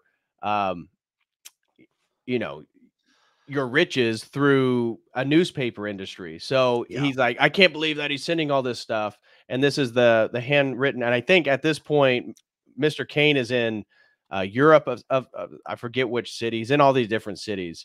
Yeah. This one, maybe Italy or Paris again. I forget. You mentioned Switzerland a lot, which would make sense with Switzerland the bank too. Yeah. And Germany. There's a point where he goes to Germany. And so then we're seeing all these newspaper headlines, and here we see the 25-year-old, which again is Orson Welles. Yeah. So he's playing Mr. Kane. He's directing, and as you said, has the full authority over the film. Here's Mr. Bernstein, very, very stereotypical. Here's his good friend, Leland, Joseph Jedediah Cotton. Leland, and then Yeah. here's Mr. Thatcher. And Mr. Thatcher is again telling him that, look, you don't know what you're doing running this newspaper. And he's telling him, yeah, I don't, but I'm going to do whatever I want. And Mr. Leland, his friend, he's in favor of trying to create a more truthful press and do something that's beneficial for the people. And Mr. Bernstein just does whatever he said and just kind of calculates the money or whatever is related financially to it. Look at the body language here. Small little wispy man creeping over, and then we have Joseph Cotton, who was in the background there, who by the way, he played Leland. Joseph Cotton is phenomenal in this movie. He is so good. And one of the things here, by the way, is the aging. We see Orson Welles here as a young man. We see Joseph Cotton as a young man who just is so good in this movie. He just looks cool, and we see them age, and it almost looks surreal, like the amount of makeup that they cake on their faces. And we're aware of that, like but that has a point. We're watching people with masks on, right? And Kane constantly is changing. It's like we have these personae, these various masks that he wears, but in the end, it's like he's masked from himself. We don't look at the guys in the background. The full-bodied scene. I mean. And so here, again, so whenever you see these like really close-up letters like this, right here, this is, again, the journalist reading the diary. So again, there's so many like cuts. You have to really pay attention as you move through the film to understand what's exactly being said and where is it going. So he's now reading about the diary. Now, remember, it began in 1871 when he met Mr. Thatcher. Now it's showing the date 1929.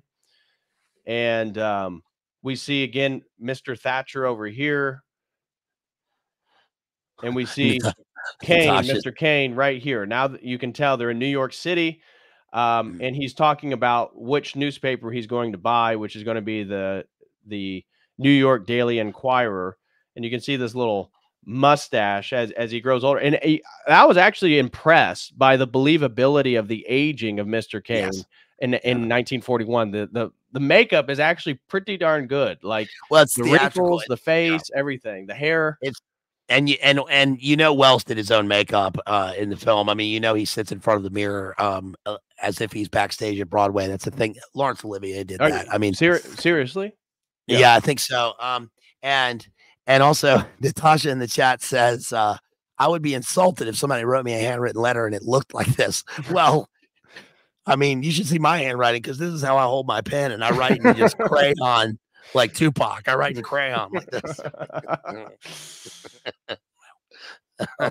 So moving forward here, again, now we see that the gentleman's done reading of the diary, and they ask him, "Did you find what you're looking for? Do you know who Mr. Kane is now?" And he said, "No, like, not really." No. Yeah. But we know even less. Yeah. Go ahead. Well, look at we know even less, right? Yeah. I'm going to go get a highball and take care of the situation. Look at that. So now we have the journalist that, again, is moving through this film, trying to figure out who he is, talking with Mr. Bernstein inside Mr. Bernstein's office, who has this ginormous picture of Mr. Kane, which I thought was kind of strange, like with a huge head. Look at this. Yeah. He looks like the Aleister Crowley portrait of Lamb, the demon, in a bow tie, the gray alien. And so he's talking a little bit about, he's asking, like, what does rosebud mean? And Mr. Bernstein's like, I'm not really sure what rosebud means. He highlights during this point that, it could have been something that was taken away. He asked, well, could it have been like a woman? Was Mr. Kane having an affair, or did he have a girlfriend when he was getting ready to die? And he said, there's a lot of girls when they were young, but not so much when he was older. and he's like, you know, it could have been anything. Mr. Kane, he had everything, but he also lost everything. It could have been something that he lost that he was referring to. Yeah. And so he kind of just wanders around his office, then sits in the chair here. And so now we flash back to a younger Mr. Kane, where again you see, whenever you see the mustache, you know this is after the first marriage. So now he's younger again, and now it's showing him purchasing the New York Daily Enquirer. And so here's Mr. Bernstein. They got all their furniture, and Mr. Beverly Kane, Hillbilly style. yeah. And so Mr. Kane comes in there with his friend Leland, and the people working up this newspaper. And this newspaper was not a top circulating newspaper in New York, but the difference between them and the Chronicle or the Chronicler, I forget if it's the Chronicle or the Chronicler, one of the two. We'll find out here in a second. The Chronic. But they were very serious about like saying factual things in the newspaper. So it wasn't very popular, but all these men in here like really did their due diligence that made sure that anything they printed that could be totally verified. And they were proud about that. But they only work, they said, well, you know, we don't work for 12 hours every day. You know, we come in, we do our stories, we do our research, we write them up, then we print the papers and we go home. And you'll see that Mr. Kane says, I forget what this gentleman's name is. We'll find out. But he's like, is this your office? He's like, yes. Okay, great. I'm going to make it my bedroom now. And he literally moves in all his stuff into his office and has a bed, has a desk. And he's like, what we're going to do is we're going to have news 24/7 because the news never stops. And again, that you can see the old guy is kind of like shook by this. He's like, well, that's not how it works. So here he's totally taken. So this guy originally was the editor and ran the paper, and he's working now for Mr. Kane. Mr. Kane's taken over his office. He has his own bed in there. He has his, you know, a chair, a desk. Mr. Bernstein's over here hard at work, and they're just looking at the stuff. And this is where Mr. Kane tells the former editor or the head editor at the time, we need more gossip. I'm reading the Chronicle over here, and they're talking about this, and they're talking about this woman, and they're saying this woman is potentially dead, the wife of some prominent man. And he's saying, well, we can't prove that she's dead. She may have just ran away. I'm not going to print something I can't prove. And he's saying, no, that's exactly what we're going to do moving forward. Yeah. Yeah. This is a great example, I think, of how people like this is very true. I think that people who have a head for business and these people who rise, even on lower levels, people who are very good at establishing things, are quick to say, this is the way I want it. This is good. I don't care how you did things before. There's no compromises, right? I'm in charge. And this is because also Kane understands probably, just like Wells did, that he could possibly fail. And later he does. You know, there's a huge failure during the Great Depression, but these people are willing to put everything on the line, whether they are personally invested in it or not, but they want to fracture the old system and get this new thing. And also Kane understands that these guys are the fact checkers, right? But who fact check the fact checkers? And in the end, it's all gossip. Everything they do is gossip. So there's no reason why they can't have literal gossip mixed in with the news, because after all, that's what's going to make them thrive. And ironically, this is probably a great point about Kane that I just realized, is that a big thing about Kane is that the irony of it is that he wants to introduce this system where it's more like the common man, like you were mentioning earlier, and where we have gossip on a lower level and the way people actually think. But that's only because he's going to subtly steer the way people think. He's going to introduce this thing. Right. Oh, I'm the common man. I mean, it's like the thing with his support of World War I. His support of World War I is not a based stance. It's that he had no interest in it because he had no financial interest or gain. He had no financial, authoritative, or power interest, or he had an interest in the reverse. He had an interest in the Spanish-American War, of all things, right? But not World War I. So, right. So this is him letting the former kind of head of the newspaper let him know that things are going to be working in a different way, and they want to make it much more popular, that this is for the working man, this is for the lowly man, that Mr. Kane's going to give them a voice through his newspaper, and they're going to start adding more gossip and more things that are intriguing to the readers. Yeah. Yeah. He's like, but what he's really saying is, yeah, I'm going to give them a voice, but it's going to be the voice that I give them. It's going to be my voice. And here's the thing too, you see his disheveled hair.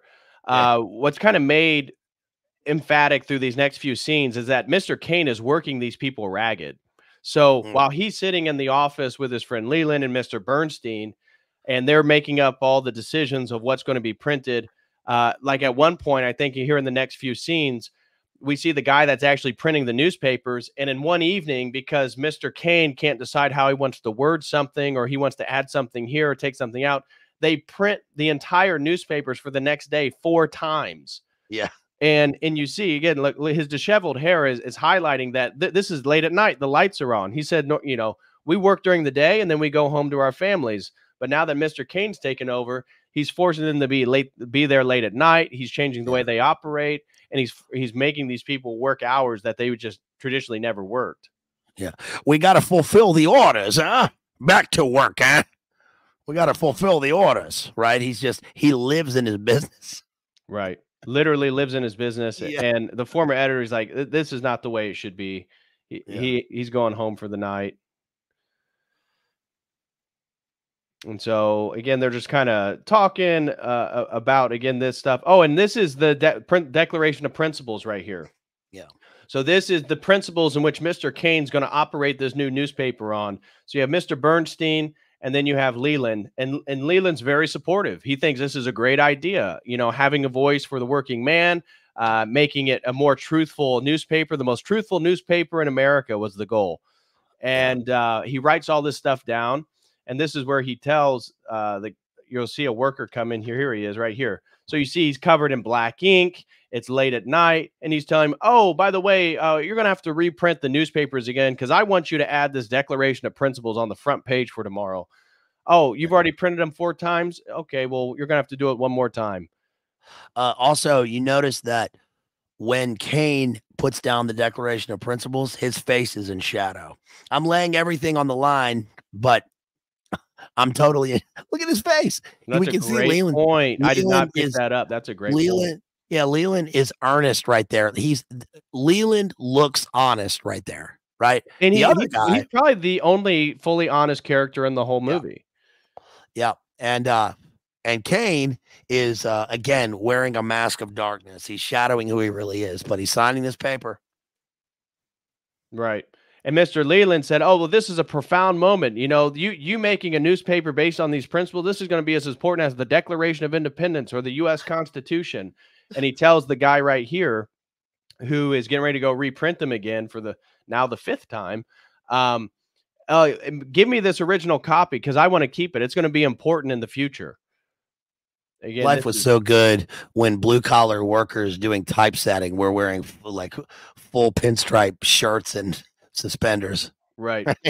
And so now the Inquirer, the new newspaper that he purchased, is operating the way that Mr. Kane wants. And now they're up to 26,000 in circulation.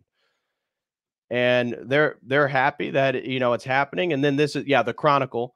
And so the Chronicle, the big other newspaper in New York, it has a circulation of 495,000, basically 500,000. And here we see Mr. Kane, Mr. Leland, and Mr. Bernstein outside the Chronicle and seeing how big their paper is. And he sees the sort of the board that runs the newspaper. Yeah.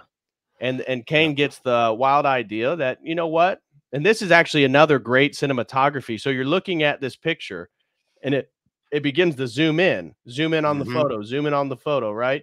And you think you're still looking at the same photo, but what you're looking at is that Mr. Kane has now purchased the board of the Chronicle to become the board of the Inquirer, and that he's going to have them work for him. So his newspaper is going to be the biggest one in New York now. So awesome. And it's a picture within the picture that we're watching, within a window frame picture. Right. So we keep getting levels into this thing where we keep going deeper into the story, and we're going non-linearly through time, but we see that we still don't, we think we understand. I mean, okay. So when I watch this, I understand Orson, like I root for Orson Welles, but I also don't know Kane does not appeal to me like as a human. I'm looking at him and I kind of know exactly what he's doing, and he's this shell. He's like a lizard operating in a shell. You know, he's just gonna subvert everything or betray people. But at the same time, it doesn't mean that I'm watching Orson Welles and he's not great as Kane. I'm watching two separate things at the same time and able to hold two different values of people in one movie, which is really, I mean, it's incredible to have something like that in a film. And let me point out too. So even though like the first, let's say first 20 minutes highlights that Mr. Kane is this very dynamic and divisive character, right? Opinions differ quite strongly on who he is. But from the point where you see he's the 5-year-old to the point where you see he's the 25-year-old, and even right here, you're almost, again, because it was the first time for me watching and I avoided reading about the film. I wanted to just watch the film for the first time. Yeah. You're thinking, okay, maybe this guy is going to do something really positive. Maybe because he has the Declaration of Principles. He's kind of wide-eyed and bushy-tailed. He's going to do all these positive things for the people. And you're thinking, oh, okay, maybe this is a positive thing. And it's right around this, after these scenes moving forward, where you get the glimpse of the hollowness of who he actually is. And so they just take these photos, and you see him come over here to this big old ice block that says, "Welcome the new Enquirer staff." Again, the board that was over and the staff that was over at the Chronicle. And so then they have this great dinner and this feast, and they're saying all these different things about how bright the future is, how much, and I guess they had almost like I forget, they had more in circulation than the Chronicle had. I think it was like almost 700,000. It was like 600 some thousand they now had in circulation. So they're by far now the biggest newspaper in New York, and they're celebrating this. And then all of a sudden the bands come in. Mr. Bernstein's congratulating Mr. Kane on how great he's doing and how successful the paper is now. He has the chefs, and then he whistles and calls in this marching band who comes through playing music, and then he calls out the call girls, and then they come out, you know, with their little rifles, and they start doing a little ensemble and dancing for the men, which they find incredible. And it's right around here. So then they're singing this song about how great Mr. Kane is and how wonderful he is. And let's see, right around here, he'll start dancing with a woman, and he makes a comment about how he has all these promises, but he has no intention of upholding them. And you see now you see Leland, right? Look how Leland's face has changed. You see Mr. Leland's Bernstein, he still kind of has a smirk, but Leland, the friend who's known him, you see his face is changing. And he makes a comment here where you can hear like the thoughts inside of his head. And he says, you know, Charles thinks that he's going to conform these new members on his staff to be more like him. But what I'm afraid is going to happen is he's going to become more like them. And that's exactly what happens. So you see Leland's already seeing that he's no longer standing on the Declaration of Principles. He's no longer standing on the mission that they were going to do together. He's interested in money. He's interested in how many are in circulation. And he's interested in, you know, these women and drinking. So he's grabbing some of the girls, and he was kissing some of them. He's having a jolly old time. Yeah, I like this. I like his dancing scene right here. I think this is right here where he says, you know, maybe he says it to Mr. Bernstein that I'm afraid he's going to become more like them, not them like him. Yeah. And so then Mr. Bernstein, he's coming and finding Leland to let him know that Mr. Kane just wrote us from Paris, France. He's on his way back, and you can see, look, he's traveling. Mr. Kane's traveling through Europe, and these are all the statues. So they're still at the Enquirer, and he's got all these statues, all these things that he's purchasing from Europe and getting sent. See, from C.F. Kane, Florence, Italy, to Charles Foster Kane, New York Enquirer, New York, USA. So he's just going through Europe with all his wealth now, and he's got this successful newspaper. He's buying anything his heart desires and just sending it back. And you see his friend then is having to deal with all the things he's purchasing and maneuver it. He's the one that's actually having to to do the hard lifting, you know, so to Yeah. speak. And so they read that Mr. Kane's getting ready to come back, and they have this big. You can see this thing right here. This is highlighting it's some type of celebratory gift for how successful the Inquirer has become. And we see Mr. Kane come in an all white suit. Everybody else is in the traditional black and white, and he's huge. Yeah, he's how much bigger he is than everybody. He's in the foreground, and he's huge, but he's the focal point in this. Even look how he matches the archways in the background, right? He's like he's at the pinnacle. He's at the pinnacle of this thing. He's at the guys in the background laughing, right? Silence on the far right in the background. That's pretty crazy. So they think they're going to gift him this object and that they're going to celebrate for him coming back from Europe and how well the Inquirer is doing, but he's not interested. And he tells them, he hands the lady, "Hey, I need this to be published in tomorrow's newspaper. I want it on the front page." And they're all excited. They think they're going to celebrate. And he's like, "Look, give me that, and I got to go." So he leaves. They're like, "Oh, what's going on?" So then they read the note, and it shows that he just got engaged, that he's marrying Emily. I think it's Emily Norton. I forget what her name is, but the important thing is she's the niece of the U.S. president at the time. And so they say, you know, they make a comment, "Oh my gosh, he's marrying the niece of the president. He's going to, you know, he's going to be able to influence the president of the United States." And they make, I think Bernstein makes a comment, they better watch out because he himself may become the president of the United States. Yeah. Which is his intent. That's absolutely his intention. And now, and again, another cut scene. Now we're back to the journalist interviewing Mr. Bernstein after the death of Mr. Kane. And now they're talking again more about, he's talking about the first wife and saying, I think this is where he makes a comment about how he wasn't able to love somebody.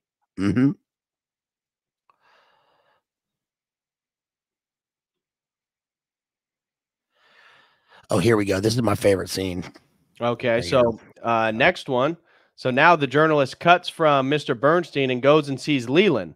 Leland is in the hospital, although he has no specific disease. And Mr. Bernstein makes a point that old age is one of the few diseases that a man doesn't wish to be cured from. And so he's in this hospital, or this home, if you will, being taken care of by the nurses. Has no specific illness, but he's just old. And so the journalist comes to kind of talk to him about Mr. Kane. This is a great scene. This is Joseph Cotten at his best. Look at that dissolve right there. Dissolves into the background. And this is where Kane or where Leland really talks about Kane and how he mentions something here about how Kane was full of opinions about everything. He had opinions on everything, but he had no principles. You know, he had no beliefs. It was anything under the sun he offered an opinion on, but he's just a shell. And he clearly has a great handle on who Kane was, which is to say that Kane is really no one, right? He's just a guy that he works for. And Joseph Cotten is fantastic in this. He's great as an old man, by the way. His acting as an old man, because Joseph Cotten was also young, is great because he continuously keeps interjecting this thing about, like, "I'll give you an interview if you happen to know where I can find a cigar. Make sure when you leave, you go and get me a cigar and then you bring it back, please, sir." You know? Right. And so here, this is what my point when I was talking about the distance, and you're going to see this as we move towards the end of the film. Notice Mr. Kane's going to come into frame here, and he's going to sit right next to his new wife. And he's going to adore her with compliments and how beautiful she is and how happy he is. And he's going to be right next to her. And just notice, again, the growth and distance between him and his supposed lover. So right here, he's showering her in compliments, how much he loves her. And she's like, "Oh, but Charlie, you were at the, he's like, he tells her to get ready for tonight. And she goes, "Oh, but it's so late." And he says, "Oh, but our night, it's just starting. It's just the beginning." And she's making comments about how late he's staying at the newspaper. And she's like, "Well, what do you do so late at night?" And then now the next scene, she's sitting on the side of the table. Now the next scene, she's sitting across him on the table. And you see his demeanor change. He's more focused on work. She's saying, Charlie, you're never home. And he's like, what are you talking about? And he's beginning a little bit more angry by the fact that she wants to spend time with him. And he really doesn't have a good excuse other than that the paper needs him to be there. And so you see him changing, and you're going to see her demeanor become a little bit more sour. And you see that the distancing emotionally to the point where now, and so this is all Leland reflecting on the relationship he had with his first wife, Emily, who for all intents and purposes actually loved, Charles Foster Kane. Yeah. She was a good woman. She comes from a noble family in the U.S., a high status family, and she just wants to have a traditional marriage with children. And so here we see, then he starts talking about the affair, what will become the second wife, Sarah Anderson, I believe. And she is she claims to be an opera singer. So what happens, and he starts talking about the toothache, the incidence of the toothache. And so this is Sarah coming out of a drugstore, and she has this massive toothache, and she's trying to put all this medication inside of her to numb the toothache. And she's laughing hysterically because when she walks out, she sees Mr. Kane covered in mud. A horse and buggy just like went by and splashed a mud puddle all over his beautiful suit. He's dressed to the nine. And she tells him, hey, he starts asking, like, why are you laughing at me? And they start talking. And she eventually says, look, I can get you some hot water if you want to get cleaned up. And he kind of reflects on it. And then he's like, yeah, I'll take you up on that. And this is when he enters her house. So he's clearly, he's slumming it here. He's on the streets. He's alone. She's coming out of a pharmacy. She's clearly on laudanum, right? She's had her toothache. She actually ODs on what is some sort of sedative, but probably like laudanum later on. Also, when I was watching this, I couldn't help but think that Wells knew writing the script that the toothache in the toothache in Much Ado About Nothing and in the Renaissance is a subtle symbol of love. It's called oh, I've got the toothache. They call it the ACHE, the H. When you have the toothache or the H, it means that someone somewhere, it's like a superstition that you're in love. And so she comes out, she's got this toothache, and this is where they fall in love. And he's also like, it looks like he's on the Bowery, this is not his life. He's covered in mud, like you said, right by the ditch, right? We talked about the ditch earlier. Just going back a second, the one, I think probably the most revelatory scene in this about Kane occurs on page 76 of the script. And I just want to read briefly what Leland says about Kane. Yeah, go ahead. He says, you want to know what I think of Charlie Kane? Well, I suppose he had some private sort of greatness, but he kept it to himself, grinning. He never gave himself away. He never gave anything away. He just left you a tip. That's amazing. Right. He had a generous mind. I don't suppose anybody ever had so many opinions. That was because he had the power to express them, and Charlie lived on power and the excitement of using it. But he didn't believe in anything except Charlie Kane. He never had a conviction in his life. I guess he died without one. That must have been pretty unpleasant. Of course, a lot of us check out with no special conviction about death, but we do know what we're leaving. We believe in something. And then he says, you're absolutely sure you haven't got a cigar? And then he says, could you remember something about Kane? And he says, I can remember everything. That's my curse, young man. It's been the greatest curse that's ever been inflicted on the human race, memory. I was his oldest friend. As far as I was concerned, he behaved like a swine. Maybe I wasn't his friend. If I wasn't, he never had one. Maybe I was what nowadays you call a stooge. Fantastic. And so Mr. Kane, just as BLA highlighted, this is all being a sort of a story that's being revealed to the journalist through Leland. So Mr. Kane then goes into the house. He is being cleaned up by Sarah inside of her room. And then he starts, kind of making some jokes, trying to make her giggle, and then he shuts the door. And she comes and opens the door, and she says, "Oh, I think the housemaid, I always keep the door open when a suitor comes." And so now we see that she thinks he is a suitor for her, and he is not revealing to her that he is married because she doesn't know anything about him. So as they sit here, and she's giggling and they're having a good time, she highlights that she's never heard of Charles Foster Kane. She doesn't know who he is, and he's kind of surprised by this. "Oh, you don't know who I am?" Well, I'm in the newspaper business. And she's like, "Oh, okay." And so they start talking, and you see the kind of flirtatious nature of this conversation, and he's getting her to smile and laugh and giggle. And then he says, "Oh, well, what do you do?" And I forget what exactly is a, I forget what exactly she said she did. Kind of an odd job. Yeah. And he's like, "Well, what did you want to do?" She's like, "Well, I always wanted to be a singer, but my mom did, basically my mom didn't think it was the right move for me." And he's like, "Well, I want to hear you sing. Do you have a piano?" She's like, "Yeah, I have a piano in the other room." So he tells her to go to the other room. Her toothache isn't hurting as much anymore. It's numb. And he wants to hear her sing. And so now she starts singing on the piano. She's like, bong. Bong. She's hammering on the piano. And so now we see, we move from very famous.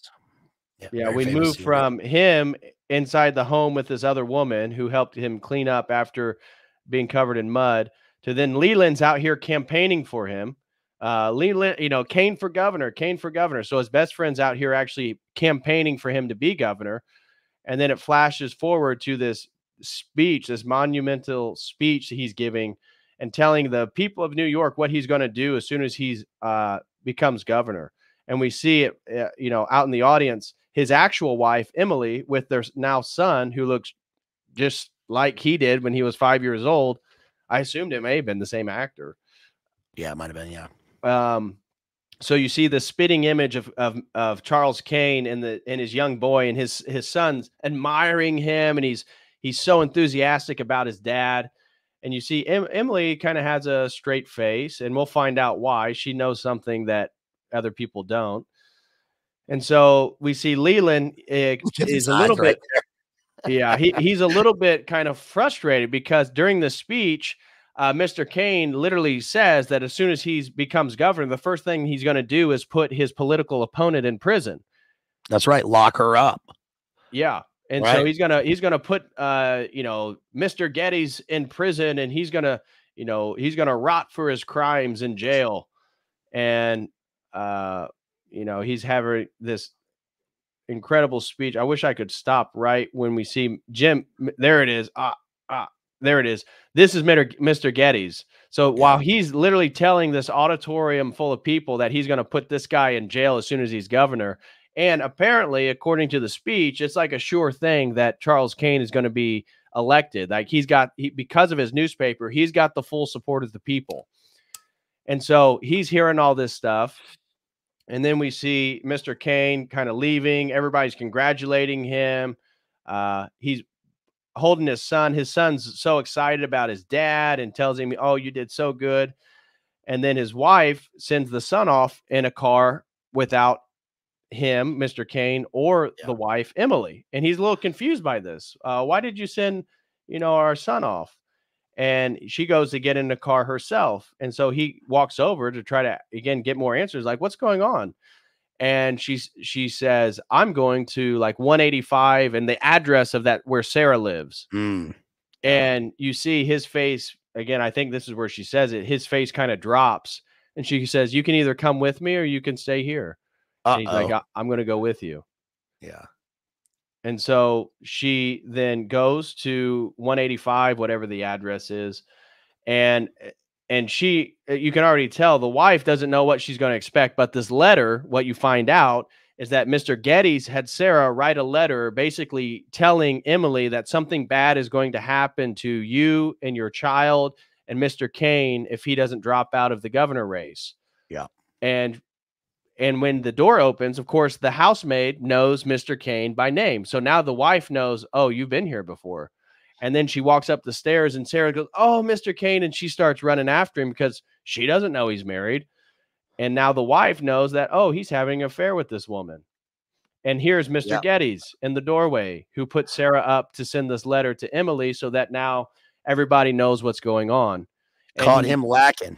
Caught him lacking big time, and caught the maid lacking too. She's like, "Oh, hey, Mr. Charlie Foster Kane, social security number, who's been here 35 times." Yeah. Right? I mean, totally caught him lacking. I think back in that scene with the with Geddes looking down, there's only a few times in the movie where we see a perspective looking down on Kane. The rest of the time, we're either even with him, we think we're on par with him, or we're looking up at him as if he's this, monolithic figure. We're seeing him in shadow right here. But with Geddes, I think the important thing is that we saw looking down on Kane, not even in the same way we saw it sort of in profile, but we see that he's young and that we're looking down on him because of time.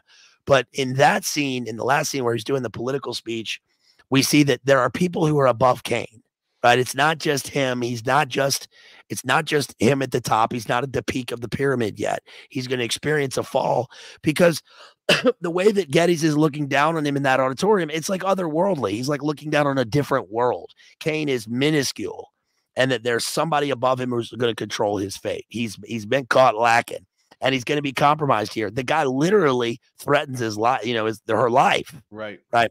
We also, in that one scene where we see Kane, and then we see the gigantic picture of Kane's face that says Kane on it.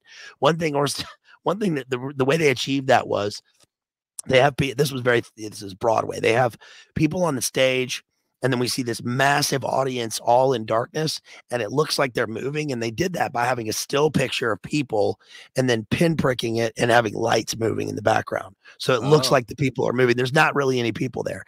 And I think that's revelatory because we now know that a lot of these big figures, especially entertainment figures who do specials like on Netflix, have no audience. There's canned laughter. It's all piped in. There's like 7 people. I mean, who was it? Seth Meyers' comedy special, Sam Hyde brought out. It's like he's talking and it looks like there's a huge audience, but it's stock footage, right? Wow. It's like there's no one actually there. It's all just a production. That's and here's the moment where he comes to a head. And it deserves to be mentioned that his first wife is not a nobody.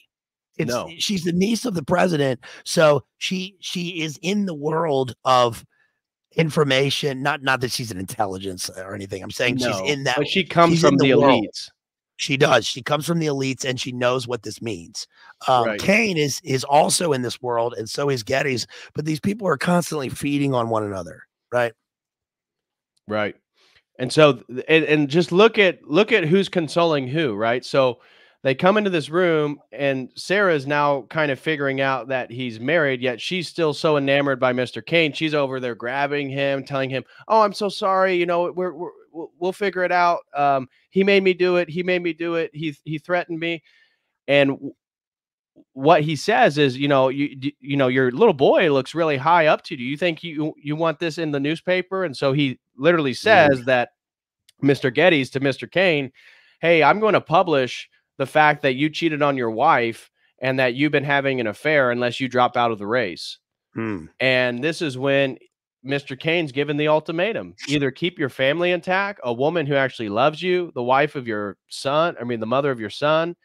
And this is where he makes the statement right here that right here, he walks forward, right out of the shadow into the light, using that motif again. Oh, come on.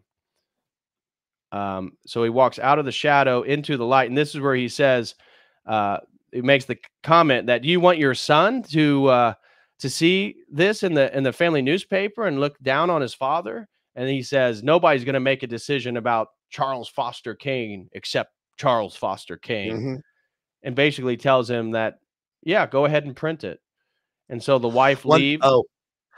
One thing I think it's important here also is that this is an example of where the blackmail is not done by agents. It's done. These people are all in a room together, right? They're in the Bowery or whatever. Kane is already there, but Geddes also goes there himself. This is his last warning. This is it. He didn't send an agent. Leland's not there. Geddes didn't send anybody. He went there personally. So he means business. And Kane tries to call his bluff, I suppose, but he probably knows he's not bluffing. He just doesn't. Yeah, so what, right? He's like, I don't have any feelings anyway. It's just like, go for it. And then we know after this, they don't show it right here, but we know that the result of this, even if it's not immediate, is that the wife and son are gone. They're dead. They die. We know that from the beginning of the film, that the wife and son are not going to make it. They die in a car accident. And so again, what we can assume is that somehow this is a result of this. It's not spoken. But also notice that when the rest of the movie goes on, they are totally out of the picture. Right. So if they're not in Kane's immediate interest, then they don't exist to him. Yep. So Kane makes his decision that he's going to allow the blackmail to be made public and that he's going to choose Sarah over his family. Yeah. And he starts yelling at Mr. Geddes, and Mr. Geddes comes out and sees Emily and tells her that he'll get a car for her to go home. So again, respect for, but a little bit more gentlemanly behavior, right? This isn't about just doing away, because he's surprised that Mr. Kane doesn't give in. And he tells him that when the wife leaves, he's like, wow, you're more foolish than I thought you were. I figured that you would just drop out of the race and, we can keep all this under wraps. And he decides to break up his family. And so this is kind of the last time you see Emily. And so here's the newspaper. Now we know that the love affair has been made public. The highly moral Mr. Kane and his tame songbird. So highlighting that he has an affair with a singer. Which is supposed to be a stand-in for a prostitute. They're trying to say she's a prostitute, right? By extension. She's a nightclub singer. Right. So now Mr. Kane's coming out of the office, and everything's falling apart, right? So he's not going to be governor. Here comes Leland. He's drunk, and this is a scene where he's going to tell Charles the truth about what's going on and how he basically ruined everything that they thought they were going to build together. And eventually, Charles decides that he's going to get drunk too. I've pretty much summed up the dialogue here. It's basically just Leland letting him know that you basically failed on your mission and you've screwed everything up. And you're not who you said you were. And so he asked to be sent to Chicago. He doesn't want to work with Kane in New York anymore. He doesn't want to work he'll still work for the newspaper, but he wants to be in charge of doing it over in Chicago. He doesn't want to be a part of basically what he's got going on in New York anymore. At first, Kane doesn't want to let him go. And then he says, all right, fine, go to Chicago. What was that headline? Kane marries singer. So now he marries singer. Yeah. Singer, right? Because she's not very good. So he's now decided that he's going to go ahead and marry the woman that he had an affair with. And he's forcing her through his power and influence and his money to be the lead opera singer in all these opera houses, despite nobody thinking she's any good at all. Yeah. This is also a fake opera that she's singing. They could have used a real opera. I thought for a minute that it's obviously set in a seraglio, which it looks like this is like a scene from Amadeus. They probably got it from this, even though it's a real opera that they use in the film. But Mozart had an opera that's set. Was it Don Juan? Well, somebody might know, but that was the big scandal with Mozart at the time, was that you're going to set it in a house of a seraglio with his concubines. We can't have that on the stage. And we see a Turkish scene where she looks like a concubine. Yeah. And so it's we have a stage play. I mean, this is the Mousetrap in Hamlet. We have a play within a play. And here there are so many layers of meaning going into who we're supposed to find out Kane is. That's by the way, mirrored literally at the end of the film. There's a very famous scene where we're going to see Kane walk in profile across what looks like almost a stage, and there's infinite reflective mirrors in the background. Yep. So we get all these variations of who Kane is that we still don't know. And here again, you know, he's dressed to the nines. He looks like JP Morgan or something, and he's towering over all these other people. Anyways, top hat helps, you know. Right. But the governorship is over, but he's gonna continue, and he's gonna dominate this woman's life and use that for his attempt at gaining love, even though he doesn't seem to have any love to give. And so what's happening in this scene is that Mr. Kane builds one of the most massive opera houses arguably in the world, and he builds it in Chicago. And so she just had this opera night in Chicago. Of course, that's where Leland went, right? So he goes to the office of the Inquirer, his newspaper, and he's asking, well, how come the review isn't done? And they let him know, well, we're waiting on Leland. He has to finish his review. And they say, well, where is he at? He's still in his office. And so they look over, and it's this office right here. So Mr. Kane then walks in, opens the door, and we see that Mr. Bernstein quickly follows, and that Leland's drunk, and he's passed out on top of his typewriter. And he was giving a review of the opera, and it was a pretty honest review, basically saying that she's not very good, and most people didn't want to listen to it. Yeah. Was this when he was watching the opera and he was cutting the program into shreds, and he was looking at it like fanning himself? I think that is going to be another opera. So I think they write this. I'm not sure, because I think that scene comes after this scene. Yeah. But he gets fired after this. So right after. So what happens here is Mr. Kane asks Mr. Bernstein to read what exactly is on the typewriter. And as he's reading it, Mr. Kane's becoming aware that Leland was giving an honest review, and he's not giving a false review as he wanted to sort of glamorize and lift up Sarah.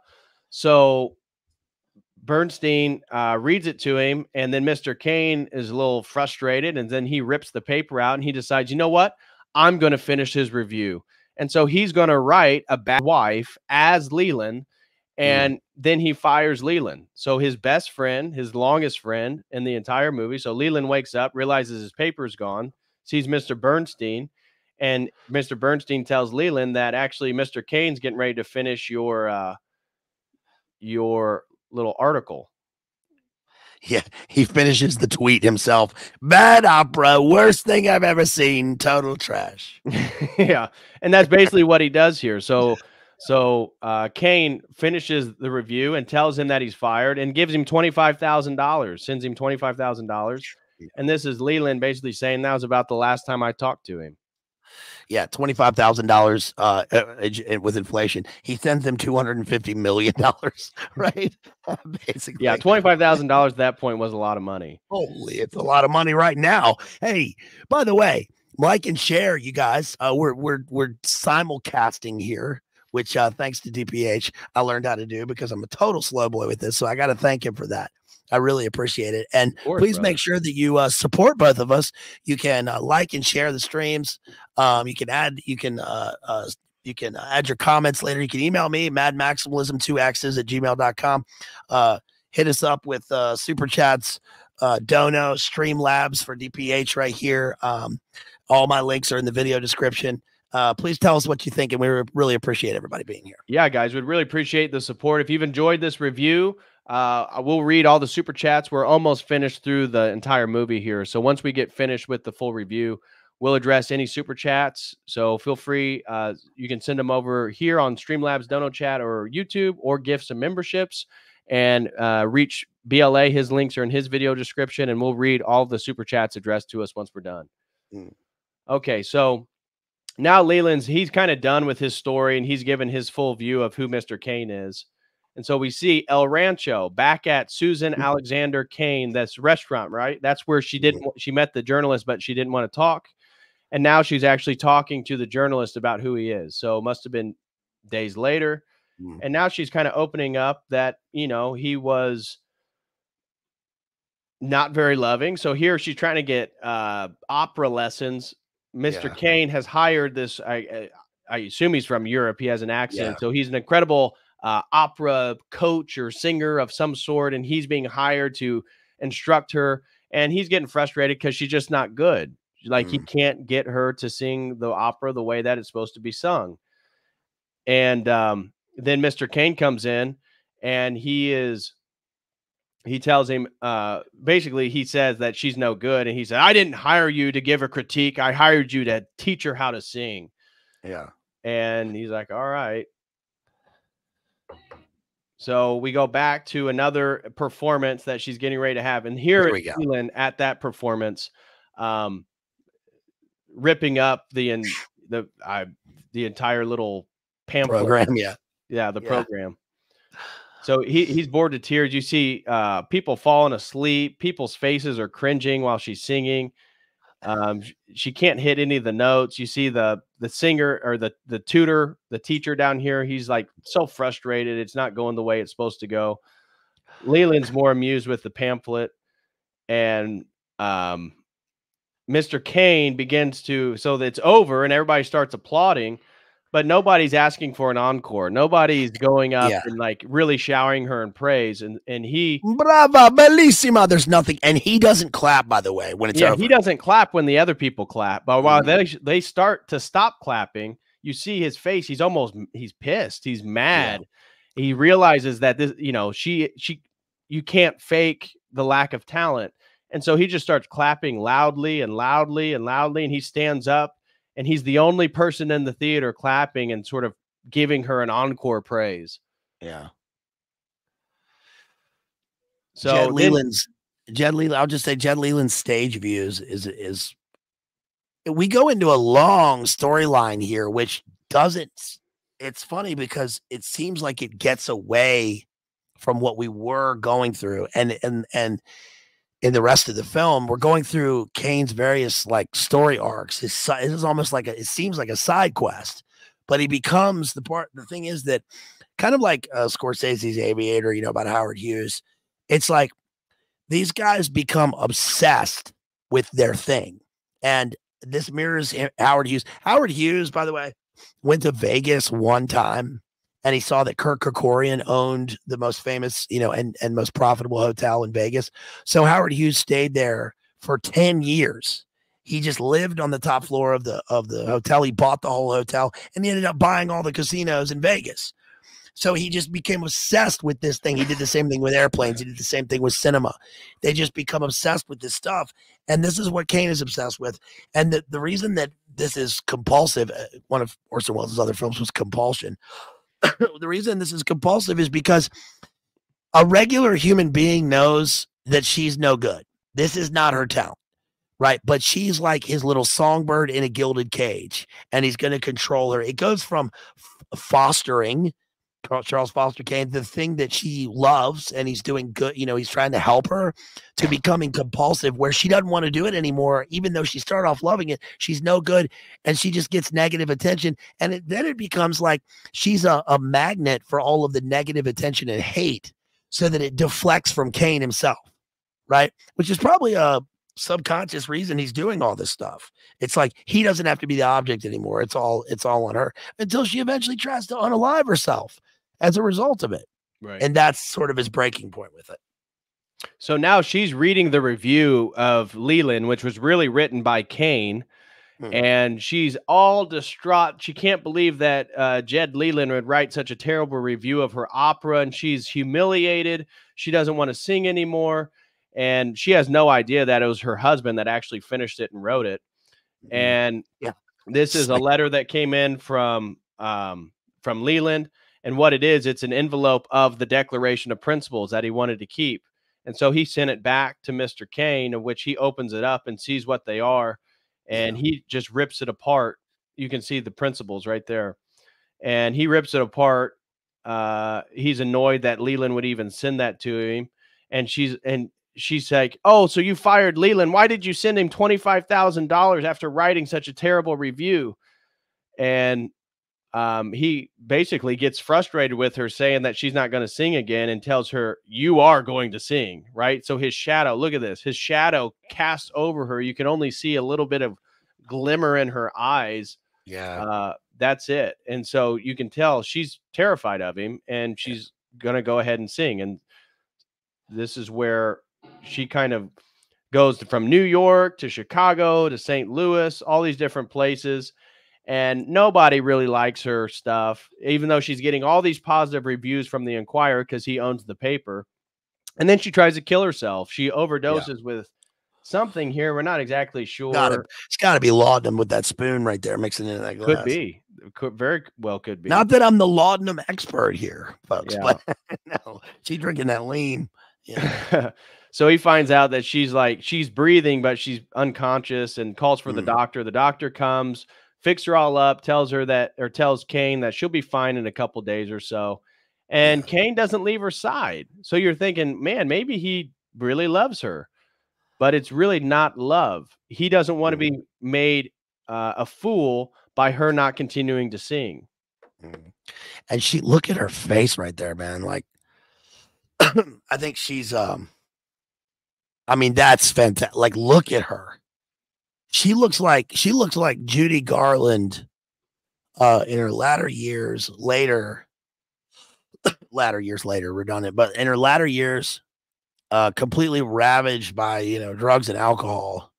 She's in pain right there. The only thing, I mean, this was a lot to me. I thought this scene was it's funny how the movie, for being a great movie, is devoid of any kind of substantive feelings throughout the thing. I think that's obviously the point. We've talked about that. But here we get a rare example of somebody who was in love with Kane.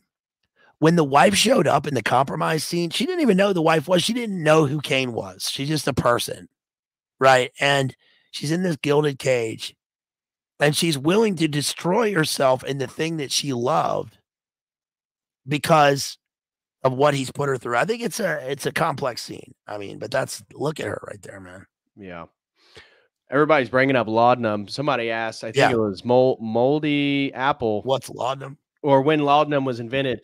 The historical record on laudanum is Paracelsus. So that'd be 16th century, 1500s. He was a magician, alchemist, mystic, and he kind of developed the alcohol tincture with opium in it for pain relief. So to perform surgery and stuff like that. Yeah. Guess what? There's a connection with what the movie's about. There's a reflective connection here, which is that Kubla Khan, the poem, was written with an introduction by Coleridge talking about how he took a tincture of laudanum, wrote the poem, and then was interrupted by what he says, a person from Porlock, a business call, somebody calling on his house, and he came out of his opium haze and couldn't remember the rest of the poem. But Kubla Khan, in Xanadu did Kubla Khan a stately pleasure dome decree, right? Caverns made of ice. We saw the ice sculptures earlier. This guy lives like Kubla Khan, and here's the opiated laudanum tincture in the film. Right. Okay, so let's wrap up the movie here. We're pretty much towards the end. So, we see now they're in Xanadu, the massive castle that he's built, and we see that Sarah is unhappy. She spends all her days doing puzzles, of which he finds childish, but she has nobody to talk to. She has nobody to hang out with. He's constantly working and doing his own stuff. She's by herself, and she tells him, and you can see how disoriented she is. So she says, Charlie, what time is it? And he says it's 11:30. She goes, what's New York time? It's 11:30. Day or night? It's nighttime. So she's just locked away in this castle, and she starts lamenting the fact that there's nothing to do. She's bored. She wishes there was something to do. And again, she's sitting here doing a puzzle. Look how far away. Remember the distance thing that I highlighted. Now he's having a conversation with her on the other side of this massive room inside of his castle. And he's sitting in what looks to be like a golden throne. And she's saying that she wants to go to New York. She wants to see friends. She wants to go out to a nightclub. She wants to hear music. And he goes, we're going to go have a picnic. But Charlie, we're going to go have a picnic. Charlie, He's in a cathedral of himself right here. Yeah. with himself as God, you know. And it's interesting that all she has to do is puzzles, right? Which seems like she's got everything. Somebody just brought up her bracelets are reminiscent of shackles. You know, it's like she's wearing, she's shackled into this place with these portraits in the background and these archways in front of this fire. But she's putting together a puzzle because, sure, first of all, her mind has just been shattered. Yeah. She was absolutely broken in the last scene. She's trying to put the puzzle back together of her own mind and her life. And they even bring that up in the screenplay, in the lines in the movie. There's one, you know, that Kane's life is a puzzle with one missing puzzle piece, right? There's something missing, and that's the thing that brings it all together. And her puzzle picture that she just brought up, that she just put together in that last scene was reminiscent of Colorado and the idyllic, youthful scene that Kane grew up in. She wants to go back to the same place, a kind of Edenic place, and she can only do that through putting a puzzle together. Right. It's just shrouded in darkness, lamentation statues in the background, big, huge marble arches, Hearst Castle, and she's broken, and he's just sitting in darkness. And she is going to put the puzzle together because she's getting ready to leave him. Yes. And so she wants to go have a social life. She wants to see people again. She wants to be part of the city. She wants to have some type of excitement and entertainment, and he won't let her. He says, no, we're going to go on a picnic. And so the next scene, they're on their way to a picnic. They're in these cars, and really the picnic is just for him because he doesn't have any friends, just to show off for more people. So we see there's like these elaborate tents. They're out on the beach next to the ocean, and there's all these different couples there, but he's not even participating. He has her in the tent with him, and she's again telling him that you don't love me, you know, you don't care, you know, I feel and I highlighted Melly's comment. Where did that go? Yeah, look at her bracelets, that she is a slave. And this is because he can't love somebody. And as you talked about, the authority, the power, he wants to have full authority and power over her. And that's what he does. And he thinks this is like him showing love for her or something by literally making her a sort of slave. And this is where she's finally just kind of done with it and gives him some lip, talks back, and then he slaps her. And she looks up to him and tells him right there with that face, she says, don't tell me you're sorry. And he says, I'm not sorry. Yeah. And Melly says, diabetes. Right.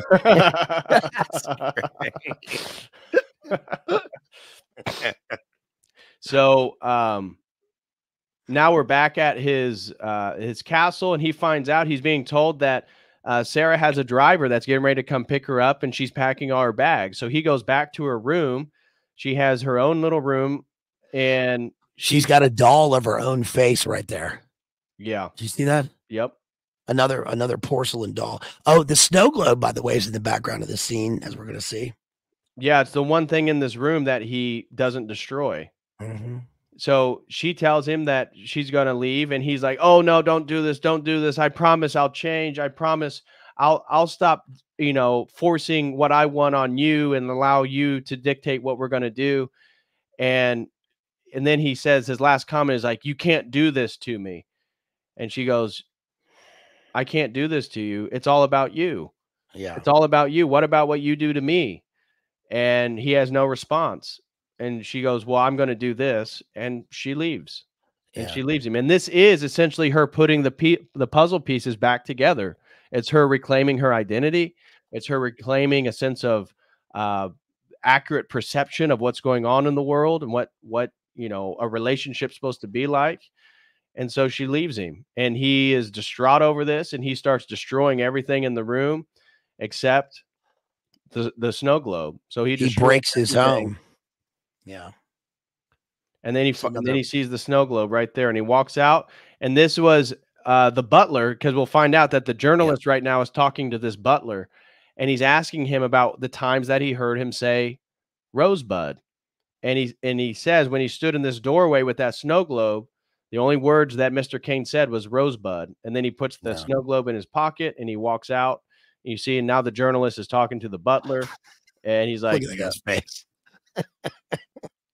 Look at his expression. This guy's great.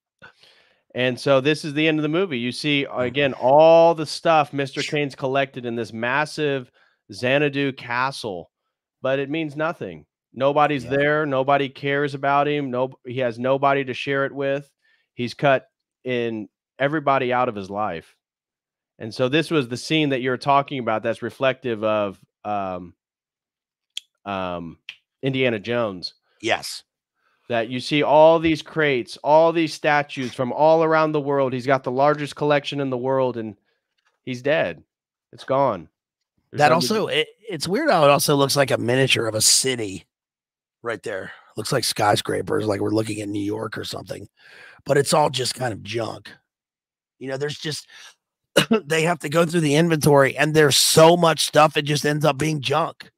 There's just too much stuff. It's all just material stuff. They end up just burning everything, right? Burning all the wood, which, by the way, Leland was moving. You brought that up earlier. Leland was moving. Leland became the mover, right? Hauling the stuff away. He's also hauling wood, like as if he's holding onto Rosebud in a way. And, you know, Kane, there's Rosebud burning. We have immolation. Kane broke his home himself, destroys this room full of all this like childhood whimsical broke his family and then in his wife's room. Sarah clearly loved him, and he broke that relationship. He broke her, really.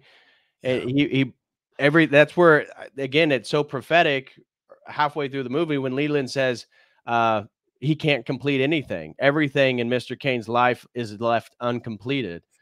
And the same thing is true with all these relationships. And here is like the big reveal at the end of what Rosebud actually means. It's the sled. It's the sled that he left back at home when he was taken away from his mother in Colorado. And now it's being thrown in the furnace because the people that are looking after all this stuff that he acquired, they view, oh, well, this is just junk. And so the journalist never finds out what Rosebud means. And that is the end of the movie right there.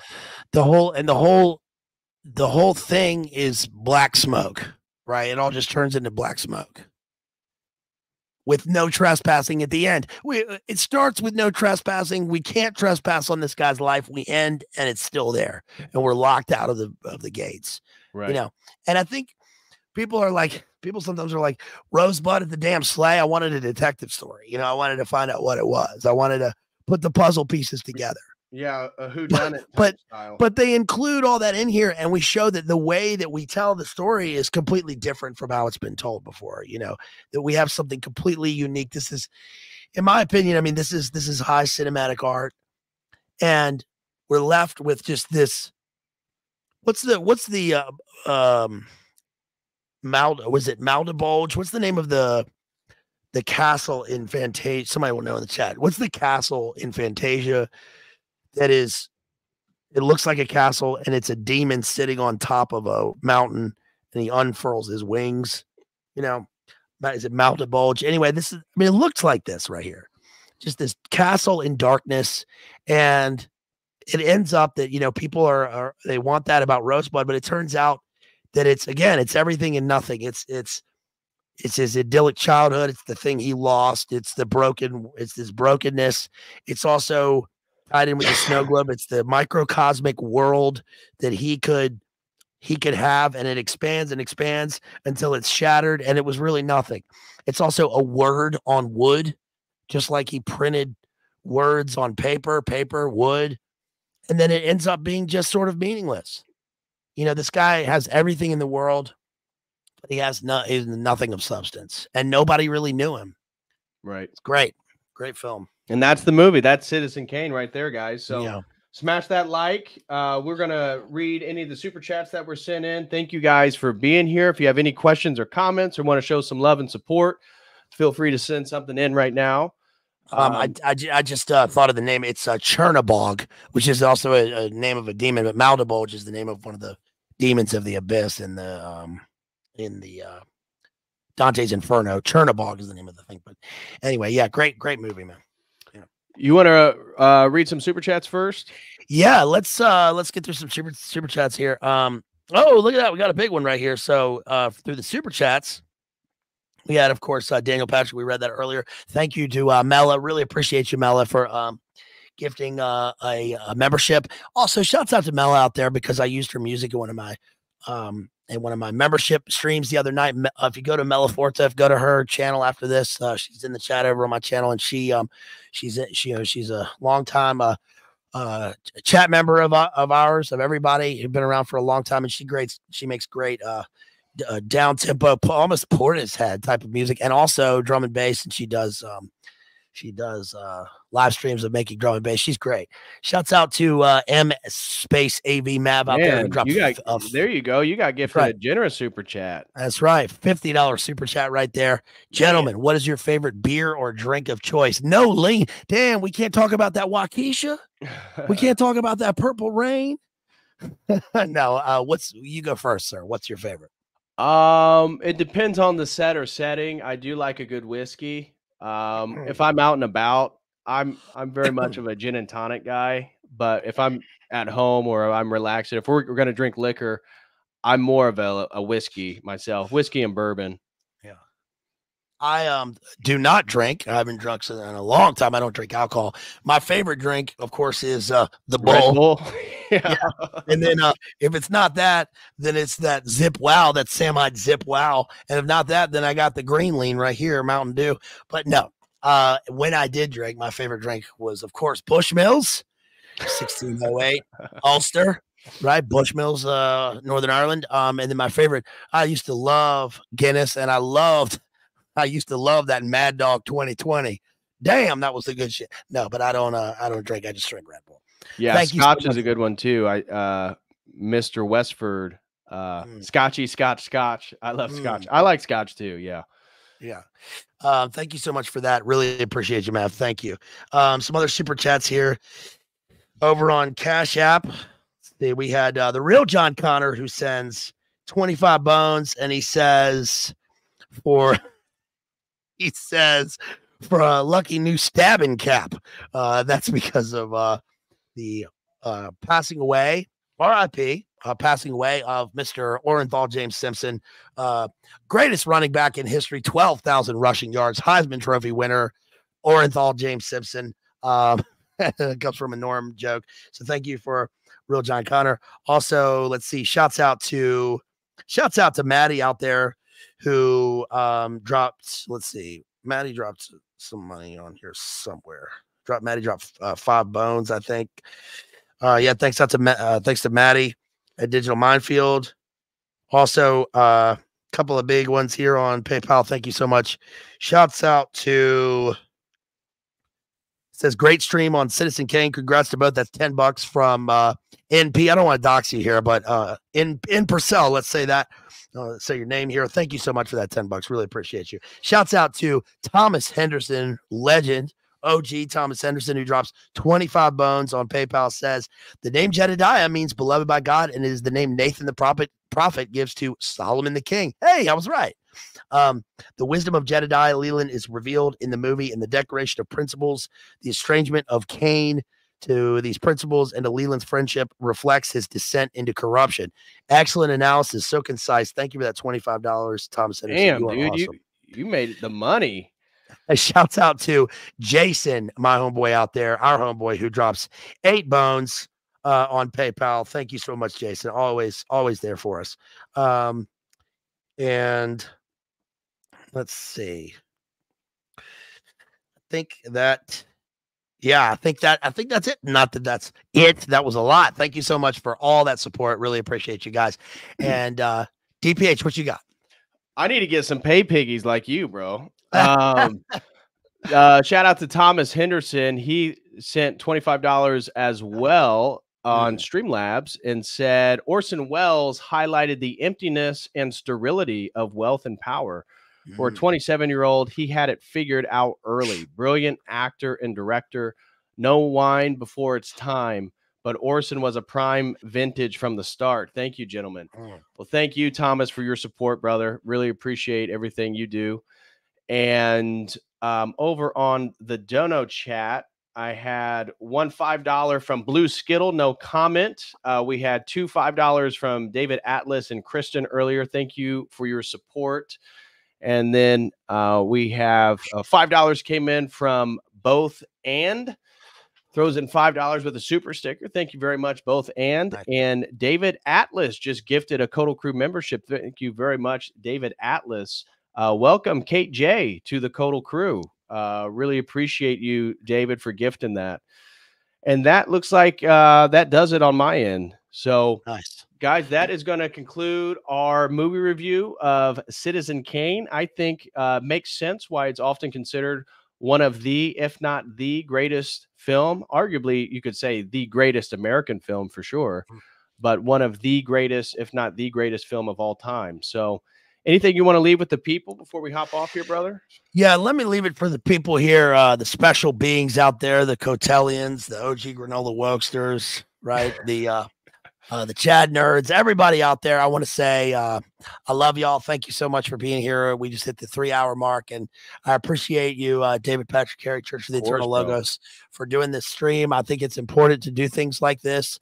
Of course, there's always a lot going on in the world, but we got to look at things through art. You know, God gives us that. So we got to look at those things. And I want to give a special shout out to a few people here, especially Jason, Real John Connor, again. Excuse me, friend of mine. Also shouts out to Jethro and to Jerry at Exposing Powerful Lies. Jerry was my inspiration for wanting to do this stream because he did a stream the other night on his channel on the older flicks. He knows all about the old movies. So shouts out to Jerry out there, a wealth of knowledge and wisdom. And a special shout out to Rachel Wilson, who just hit 10,000 subscribers on her channel. We love Rachel. We love Andy and Rachel Wilson. Shouts out finally to Jamie and Jay. I can't wait to see Jay's episode with Sam Hyde on Perfect Guy Life. And shouts out to Jamie, who did such an excellent analysis of the eclipse the other day, which was so awesome. So final thought is I'm going to go see what's it called? Civil War, Alex Garland tomorrow. We got to do an analysis of that. I've done the Alex Garland book, The Beach. I've done the movie Men. I've done a bunch of Alex Garland things. I'm looking forward to this. And then tomorrow afternoon, I'm going to a memorial service for one of my friends who unfortunately passed away recently. And I'm looking forward to being there with his twin brother and to some of my old friends. But you know, we live life and we're here. We don't know the time or the place, and then we're gone, and we don't, you know, that's how it goes. And so, you know, I pray for the soul of James out there, my friend who passed away. I'm glad that I could be with you guys here tonight to talk about this movie on the eve of that, and I appreciate you all. Thank you. Absolutely, brother. We love you. We appreciate everything that you do. God bless everybody out there. I wish you all the best, sincerely, and thank you all for the support, both for BLA and myself. And thank you guys for just supporting our work, generally speaking. You know, it takes a lot of work to do the type of content we do, especially with literary reviews like you do. And I typically do a little bit more research-oriented streams, so they take a lot of effort. They take a lot of time to prepare for, and it's just great to see a community that supports what we do. And we really, really appreciate you guys. I know BLA does, and I can speak for both of us. So thank you guys for all the support. Thank you guys for allowing us to do what we love to do, and, you know, riff on various topics and kind of utilize whatever little skill sets we have for the benefit of our communities and our people. So thank you guys very much. Thanks. And I'll be back Sunday with a stream on a historical overview of democracy. That's a sponsored stream. So I'll see you all Sunday. So as always, until next time, God bless. Peace.